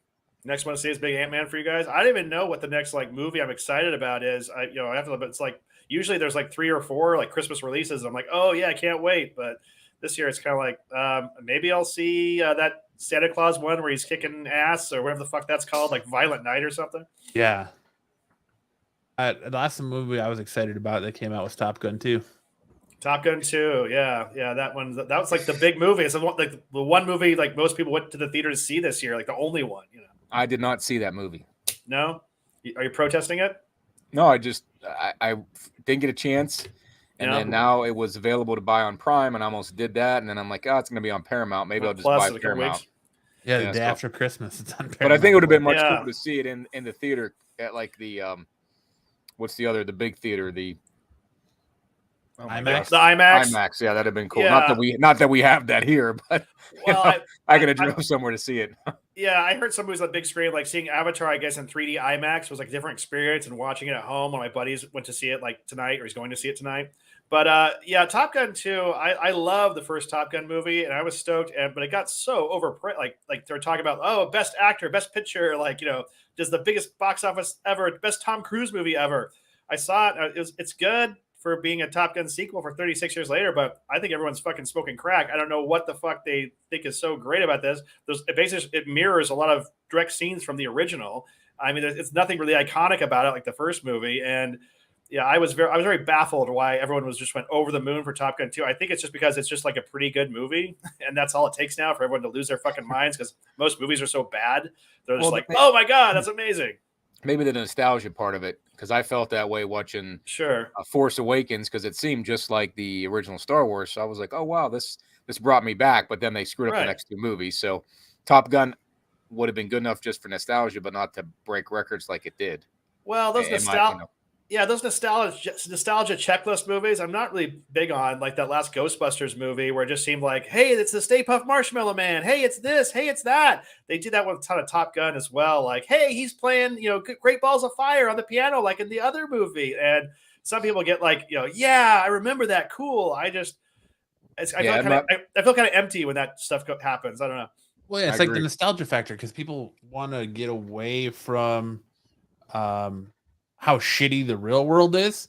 So they go back, they want to remember a better time. So you go to the movies and they're just hitting you with that nostalgia factor. So like, Top Gun is a nostalgia factor. It has enough callbacks to make you feel like what you felt watching the first movie. Same with Ghostbusters. Like you had the all-female cast reboot and people didn't want that. And then you gave them what they wanted, which was a direct sequel to Ghostbusters 2. So it's like, you're giving them that nostalgia factor and you're cashing in nostalgia in it. It just seems like it's written by committee, written by checklist. They're just asking the fans, oh, you want this, check. Like no one even bothers to writing like a news story or a cool story. It's just, you got to fit these 15 things in there. And once we get them done, the movie's over, but then you forget about it like after a week and it doesn't really hold up. I don't know. It's just, that's why I don't get how that movie made all that money. I mean, the nostalgia factor can get everyone back in at least once, but it seemed like people went back in to see that like 10 times. Yeah, it was strange. Like I said, I don't understand. I liked it. I thought it was fine, but good as a Top Gun 2 movie could be. It just, I don't know what everyone went absolutely nuts for. I mean, the opening scene is almost shot for shot exactly like the original. Yeah. Well, back to Avatar. It says the 2-day Wednesday and Thursday initial start for Avatar: The Way of the Water is a solid 50.4 million for 44 markets, led by Korea at 5.9 million in 2 days, France at 5.7 million in 2 days, Germany at 4.6 million in 2 days, Mexico 3.7 million in 1 day, Australia 3.2 million in 1 day.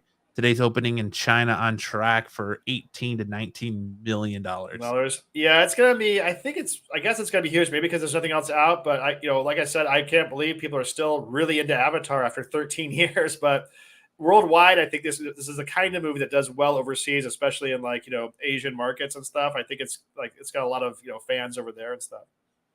Well, I think a lot of this movie's driving factor too is that everyone remembers like how much the first one was pushed as being like groundbreaking, cinematically groundbreaking, and I think everyone wants to see how you top that and how can you be more groundbreaking in 2022 than what Marvel puts out every year, or every 6 months. It's like, people want to, it's a spectacle. People want to see how do you up the game, and how is James Cameron going to up the game? And he's like, I had to wait 13 years because I had to wait for the technology to catch up to what I want to do for this movie. So maybe I'll have to see if I ever do see it. I just said I'd rather be waterboarded. I see this, but nothing about the trailer made me like, oh wow, I've never seen that before. It just looks like more shit from Avatar. Like I don't know. There was no like when you first saw the T-1000, it was like, whoa, what the fuck is that? Or you saw like the Avatar when you first see like the blue guys and stuff. You're like, oh, that's kind of that's new. But this one is just more of the same shit. I don't know. For 3 hours, like God. Is Sigourney Weaver back in this movie? That's a good question. I don't know. Sure. I guess it's got like Kate Winslet and shit, but they're all in this whole CGI motion capture. Does that even fucking make a difference for these actors? Like when they put the things on them, but they end up being these whole different creatures. You can't even recognize it's them anyway. Like, does it even matter to get a famous person in there? No, I mean, it just recognize their voice, I guess. But apparently, Vin Diesel's in this movie. Really? Oh, then I'm going to see it. I'm definitely going to see that now. Is he just going to be CGI characters now, like Groot in an Avatar? Like he's never going to actually be in a movie. He's just going to be. He has a face for radio, I guess. Apparently. Yeah, there you go. There you go. And Michelle Rodriguez is in this movie. Yeah. Yeah. It doesn't say who he's playing, but are you looking at the Fast and Furious cast? Because that looks like no. Yeah, I know, but I'm just saying, like, I mean, everybody's in this. Kate Winslet's in it. Zoe Saldana, Vin Diesel, like that guy, Michelle Rodriguez. That guy who was the lead in the first one, Sam Worthington, he was like in that and like the Clash of the Titans remake that came out around the same time, which was did huge Terminator box office. 4. And Terminator 4. Yep. So he was in like 2 big franchises and the biggest movie of all time, and still did not become a movie star somehow. I don't know. I think he's just that kind of like wooden flat. Yeah, but he's back in this one as the lead role. I'm like, okay, I get it. Yeah, but it's like, all right, go for it, man. But I can't believe he was in all that stuff right in the same area, and still like no one knows who the fuck he is. We said Sam Worthington. No, he could have been in any Marvel or I guess James Gunn movie or Snyder stuff. So yeah, who knows? It only cost him $250 million to make this movie. That's what they're saying, but I heard like James Cameron says I've heard it's like 500 million. I think James Cameron put his own money into it just so he can. If he doesn't do as well, he's going to say, "Oh, I still doubled the box office, so we made money." Right, but he paid for it himself.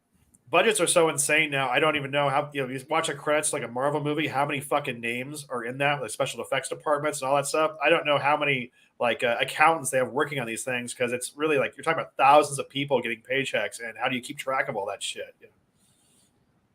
I don't know. It said this is the first ever underwater motion capture CGI movie. Why bother with that shit? It's like it's all under, like you're underwater, but wasn't Aquaman underwater? They probably just green screen with the actors like walking around or maybe on wires or something. But I think Aquaman was all CGI. It wasn't like they weren't actually putting the actors underwater. Right. In Avatar. So he actually has people underwater with space motion capture doing their performance underwater, but who can tell? I don't know. Who cares? I guess. Well, I know when you see the movie, it might be, awesome, but I don't know. Like it seems like a lot of very overdone. It's kind of like Robert Zemeckis being really into that shit with like Polar Express and Beowulf, where it's just like, why? Like this, it looks like shit. Oh, who cares? Yep. Yeah. I agree. I agree. I'd still rather be waterboarded than sit through 3 hours of Avatar 2. Yeah. Wasn't that big of a fan of the first one. No, I'm good. But Ish said that you wanted to talk about Christmas movies. Oh, well, I saw last week. I watched some of the episode last week. You guys already kind of ranked all the Christmas movies. Mm-hmm. So I did, and I saw you had some of them in there, but I was kind of asking you guys, like, I have a lot of like the alternative Christmas movies I watch every year besides like It's a Wonderful Life. And you guys named some last week. I was wondering, do you guys have like a list of like alternative ones, like Batman Returns or, like Lethal Weapon, the first one, and everyone says Die Hard, Gremlins, all that kind of stuff. I pretty much just not like, I don't watch any of like the Christmas Vacation or Christmas Story anymore. I just have my list of like Die Hard, Gremlins, and Batman Returns and those kind of movies. We did not have Lethal Weapon in, but we had the other ones you just mentioned. I totally forgot Lethal Weapon 1 was. Yeah. That's right. I forgot about that. Yeah. Yeah, it came out the year before Die Hard, but if Die Hard is a Christmas movie, then Lethal Weapon definitely is a Christmas movie. Yeah, Die Hard's definitely, and I want to get one of the shirts that says Christmas Party Nakatomi Plaza 1987, whatever year that was. Yeah. I definitely want to get that shirt. I think about it every year, and then I forget to buy it, and then it's Christmas is over, and I'm like, screw it. So I asked my girlfriend for a gray sweatshirt that just says, "Now I have a machine gun, ho, ho, ho." But she said I couldn't wear that around town or at work. It'd freak everybody out because they wouldn't get the awesome reference right away. Oh, man. So, yeah. But it's references, though. Christmas Vacation has plenty of references you can use all year round. Oh, sure. Bend over and I'll show you like that movie and Die Hard. I mean, you can definitely.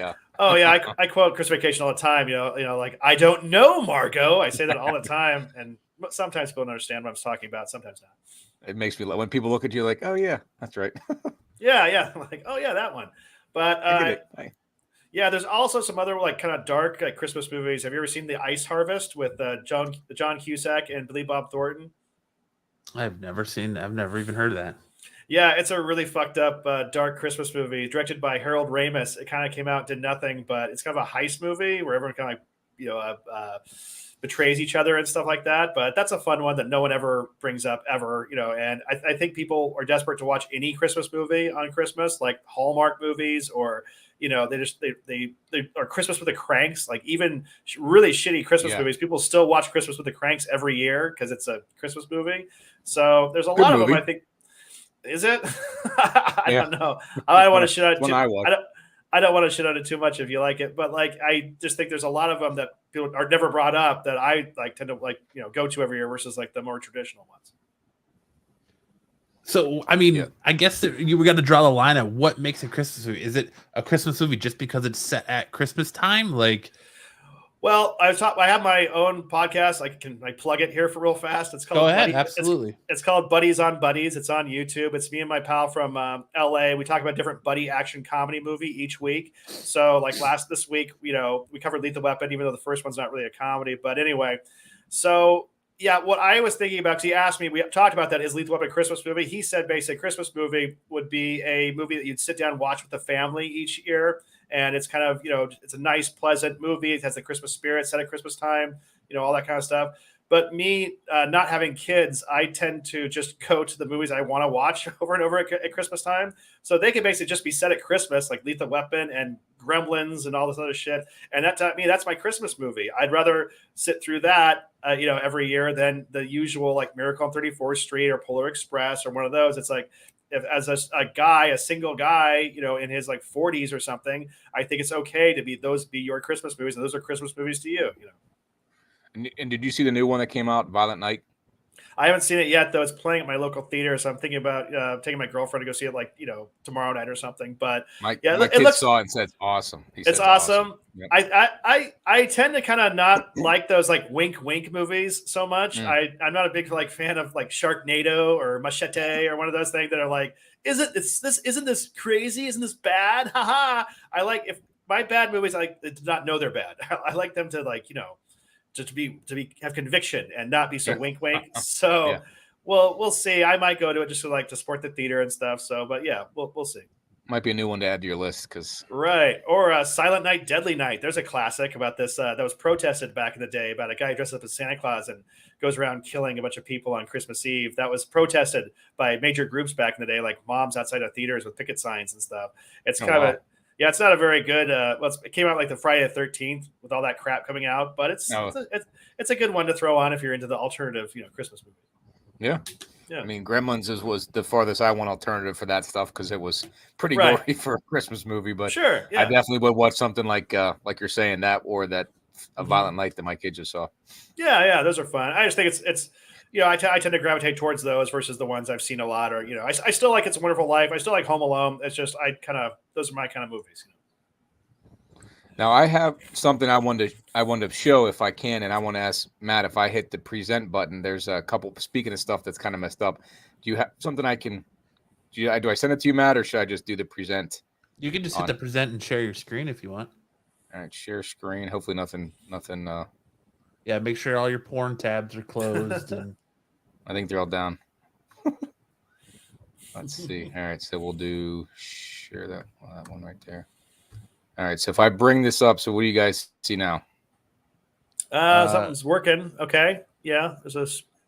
I see us like in triplicate a million times. Yeah. Is that your kid? What's on the screen now? Yeah, it's like a kid with Santa and like a goblin. That's my kid, 06, and then that's the new. Do you see the Joker on the right? Yeah, he's like Robin. You guys see the Joker? Yeah, that's great. Yep. So this is the new Joker comic that came out, and he got my kid from 15, 16 years ago got the same look on his face whenever he was sitting with Santa Claus for real. But my kid has that same look on her face. She just saw Santa right here 3 weeks ago. Yeah, they could have almost used your picture as like their cover, Yeah, like their base or something. But I thought it was Yeah, hilarious because it was almost spot on. Yeah. Yeah, that my kid has that same like she went and saw Santa like 2-3 weeks ago, and she's got that same just instant scream. That's why I had to buy that I cover. thought I was that like, picture- oh man. So you guys both Oh, you have got that kids. too? So how old are you guys as kids? My kid is only 11 months old. Oh, hey, wow, congratulations, dude, dad. Thank Yeah, you. how about you, bud?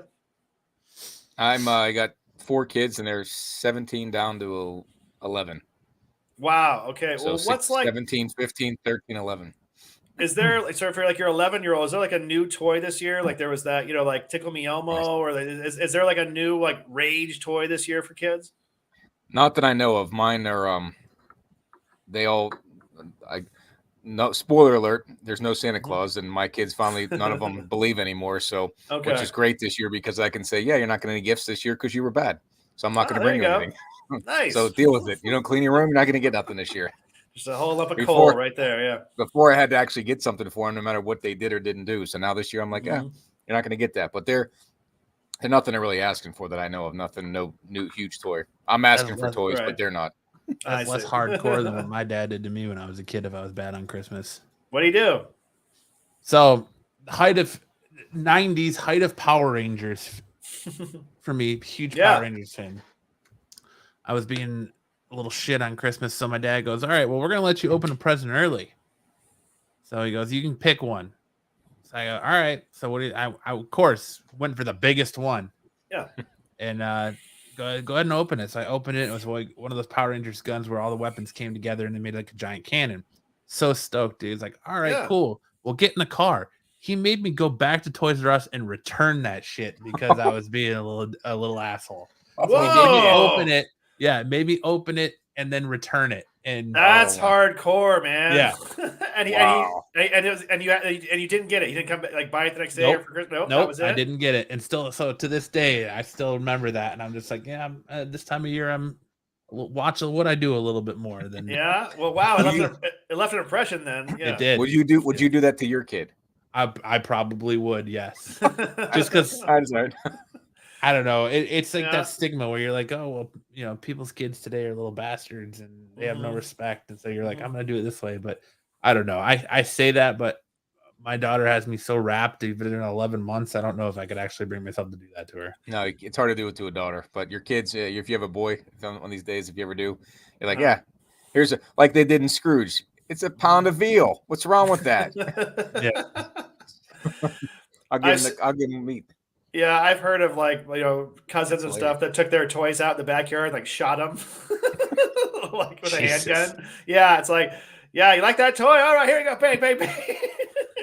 No, Yeah, I pretty wish I crazy. could do that, but my wife wouldn't allow that stuff. So Yeah. I give your dad credit, Matt, for doing that. And if you can do that, if they are jerks, then that's fine. But if you're, I guess you learn a lesson, and that's what's 'tis the season, as they say. A Christmas miracle.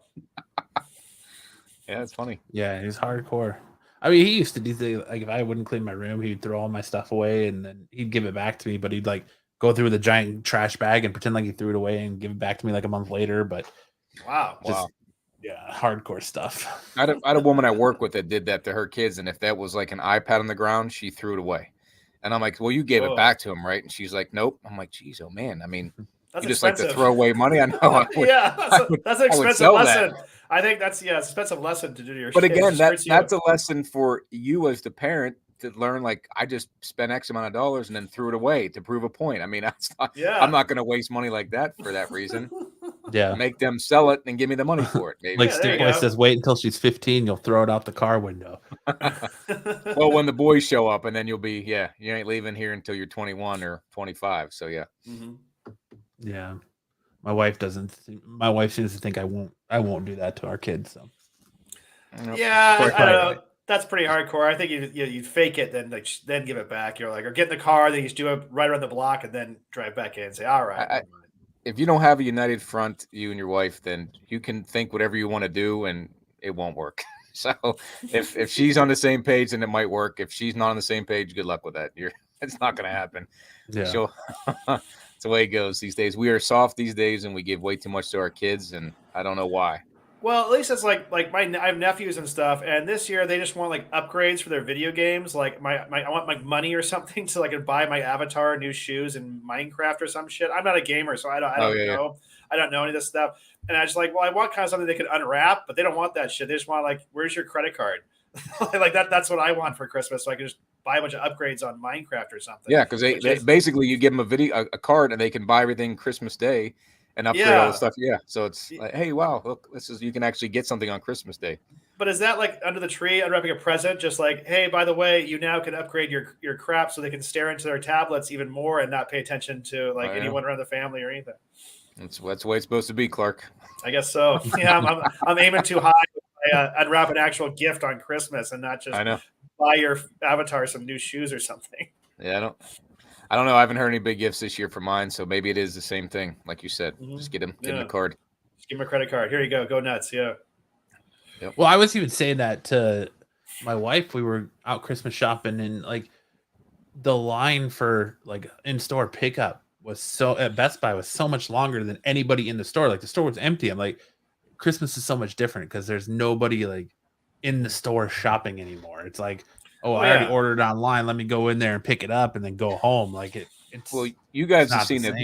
If you watch anything on the Netflix about the 80s, or it used to be on HBO, about when Cabbage Patch came out and just the Tickle violence, Me Elmo. The violence that occurred. That was Tickle Me Elmo was only 15 or 16 years ago because my mother got that for my kid and was so proud that I got Tickle Me Elmo for him. And I'm like, okay, like I didn't care about Sesame Street. It was 25 years since I saw Sesame Street, so I didn't care. But she's like, this was hard to get. I'm like, wow. Well, I think with kids too that they don't even want a Cabbage Patch Kids or tip. They just heard all the other kids are getting one, so they have to get one. So now they're just going to tell their parents on like Christmas Eve, what I actually want is a Tickle Me Elmo. It's like, oh fuck, like this is too late. There's no way you're getting that. Yeah. Well, that's the thing too. Is think about our parents that did that, those that did that back then, and what it made us into. Right. So that's why our kids are not going to get their toys thrown out the window or go back and return it on Christmas Day after Christmas. That's brutal. That's brutal, man. Holy shit, I felt bad. That's one of the best stories I've heard for Christmas. I like that. Yeah. It's up there with the Gremlin story of when the dad fell down the Christmas. So those are Santa. Yeah. Well, why did you think you could fit down a chimney anyway? What the fuck, Yeah. Or return a gift. They're both the most horrifying Christmas story I've ever heard. Yeah. I can't believe that. I'm like, what the hell? You serious? Yeah. You serious, Clark? I gotta take this back. that would ruin Christmas for me for life, I think. Yeah, I would never care about Christmas, and I would beat up the Easter Bunny. I mean, hey, 37, and I still remember it. So obviously, it had some sort of lasting effect. There you go. Yeah. I remember. I'm sure it's something that some therapist would love to buy a new mansion and not have to talk to me about. So, it's worth a couple sessions for sure. Yeah. Yeah. That's a good story, actually. I like that. But I mean, my dad was not a mean guy by any stretch of the imagination. But no. You pissed him off. It was go time. So he did it. And I feel that way sometimes, but there's no way I could pull that off. But I'm glad I give your dad props for pulling it off. Right, it's a lesson learned, and he stuck to his guns too. That's the most amazing thing to me. Like he did, like, all right, just kidding. It was just like, no, it's done. That's over. Nowadays, the wife would say, "Oh, come on, now we're not going to do that," and then he would give in. But he didn't. Yeah. He didn't. He stuck with it. Nice. Yeah. Yep. Never got it. Even to this day, never got it. That should have been like the first thing you bought. When you moved out, like when he turned 18, I'm going right to that goddamn Toys R Us and getting that Power. That's one of the first comics I bought was Punisher 1 because I wasn't allowed to have it as a kid because it was too violent, and I went and bought that. And see, that's what I should do. I should look it up, see if I can find it on eBay, buy it, wrap it, give it to him on Christmas, and then take it from him and be like, "Now you know how it feels." Wrong person. Perfect. That's not for you. Now you know how it feels. And then have like $100 bill underneath it and go, "Oh, there's a $100 bill here too." You don't get that either. Yeah. Or just give him like a nice box of cigars or something, then just chuck him out the window and just be like, that's for the fucking Power Rangers thing. Yep. Like that's mine. Now you know how it feels. But unfortunately it's not taking it back to the store. But yeah. So as we end the show, Mhm. I gotta ask: Iron Man 3, Christmas movie or not a Christmas movie? Shane Black. It's a Christmas movie. He wrote Lethal Weapon and Kiss Kiss Bang Bang and Long Kiss Goodnight, and all his movies take place at Christmas. I count it as one of the Christmas movies because yes, it's why not? There's snow. It takes place at Christmas. Why not? See, I guess I'm just in the one mindset of like, if it's not about the spirit of Christmas or something like that, it Doesn't matter. qualify as a Christmas movie. But Right. like, it just feels like Lethal Weapon is not Lethal Weapon, but Yeah, Die Hard's a Christmas movie because it takes place at Christmas. Like, Well, it's, plus they have the Run DMC song in it. There's also sleigh bells on the soundtrack in Die Hard that like shing ding ding ding like constantly throughout like he has the season's greetings and he pulls the gun out. So there's a lot of but like Lethal Weapons like that too, like the Jingle Bell Rock of the opening credits, and there's a shootout at Christmas tree lot. There's just like Christmas is definitely like a another character in the movie or something. So Iron Man 3 is a bit of a stretch, but I'll still count it just because it's Shane Black and he does that. All his like movies are set at Christmas pretty much. So I forget that one was that way, but I mean, it can be definitely added to a list of the underground Christmas movies, maybe. well, yeah, we'll have to do that next week. When now that I know what it is you were talking about a little bit more than what Ish sent me, we'll have to maybe next week we'll do that since it's Friday before Christmas. We'll put together a list of obscure movies and we'll have you back and we'll rank them. That'd be great.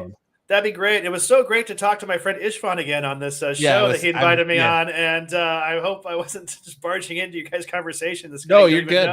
Okay, good. So yeah, but thanks for having me on. I'd love to come back. Sure. Absolutely. We'll definitely have to have you back. Nice meeting you. Yeah, I'm glad you came on because it really picked everything up trying to talk to Ish with his 5-minute delay. Yeah. Well, you gotta love the Ishvan, and I talk to him all the time. But yeah, we like I said, we're in Arizona. Where are you guys at? Are you guys in Arizona?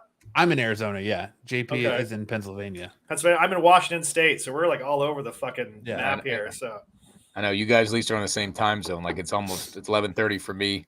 Oof, but you guys, he's an hour behind me. It's only 9:30 here, and it's probably 8:30 where he's at. Yeah, it's just 8:30. I was bartending and I had to kind of run home. I was trying to get here off early, but I ended up having to stay late and stuff. But yeah, it's funny because I was like, I'm going to talk to Ishfucks. We talk online messaging a lot, but we don't talk FaceTime ever. So yeah, it was great to catch up with him again. So that was wonderful. Yeah, I'm glad that you guys got to have that heart to heart talk and you really got to just rekindle that friendship. Yeah, it was great. It really meant a lot. But, all your guys' stories from film school were real riveting. Like I feel like I was there. Scottsdale Community College, the Fighting Artichokes. Yeah, we have a bunch of great film school stories. I feel like I was there, man. Like it's just, man, that reminiscing. I can't. It's gold. Right. Yeah. Well, all right, guys. I'm going to sign off. But thanks for having me on. All right, thank you so much for stopping in. Yeah, we'll have to get you back next week for that ranking. We'll get that set up, and I'll have Ish reach out to you if his internet fixes. If it comes back, okay. Thanks, guys. All right, thank you. See you later. All right, well, that'll do it for this week. It was a quick one, short one, not a lot going on. Just the Henry Cavill stuff pretty much dominated the cycle. JP, do you want to plug your new show you got coming out?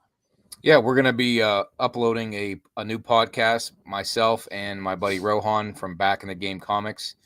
We did a podcast this week. It's called Absolute Game of Nerds, and it's just he and I talking comics, essentially giving a background on our collecting, where we collected in the 90s and what brought us back in, and then what we're doing now.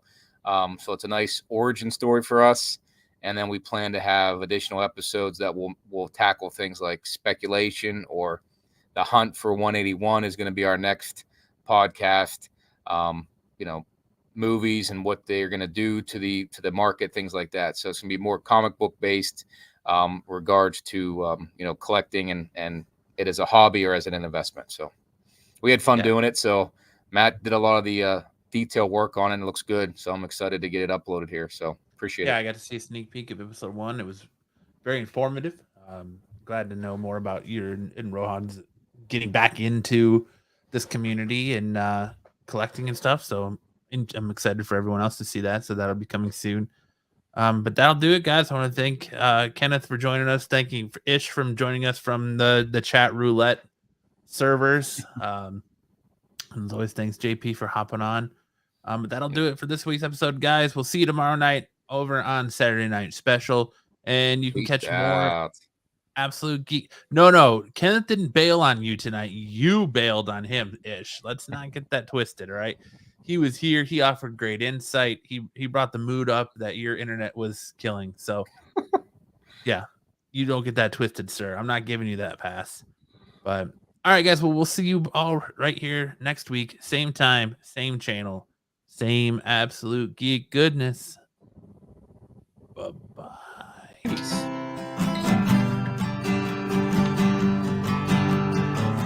All you freaks and geeks. Come all you freaks and geeks. Let's listen to Absolute Geek. Absolute Geek. We'll go ahead and spread our cheeks Spread the cheese. and drink And some we're Yes, Ish, he Cosby definitely wine. bailed you out. I read that wrong. I We'll apologize. drink some Cosby wine. It makes me feel real fine. See you next time on the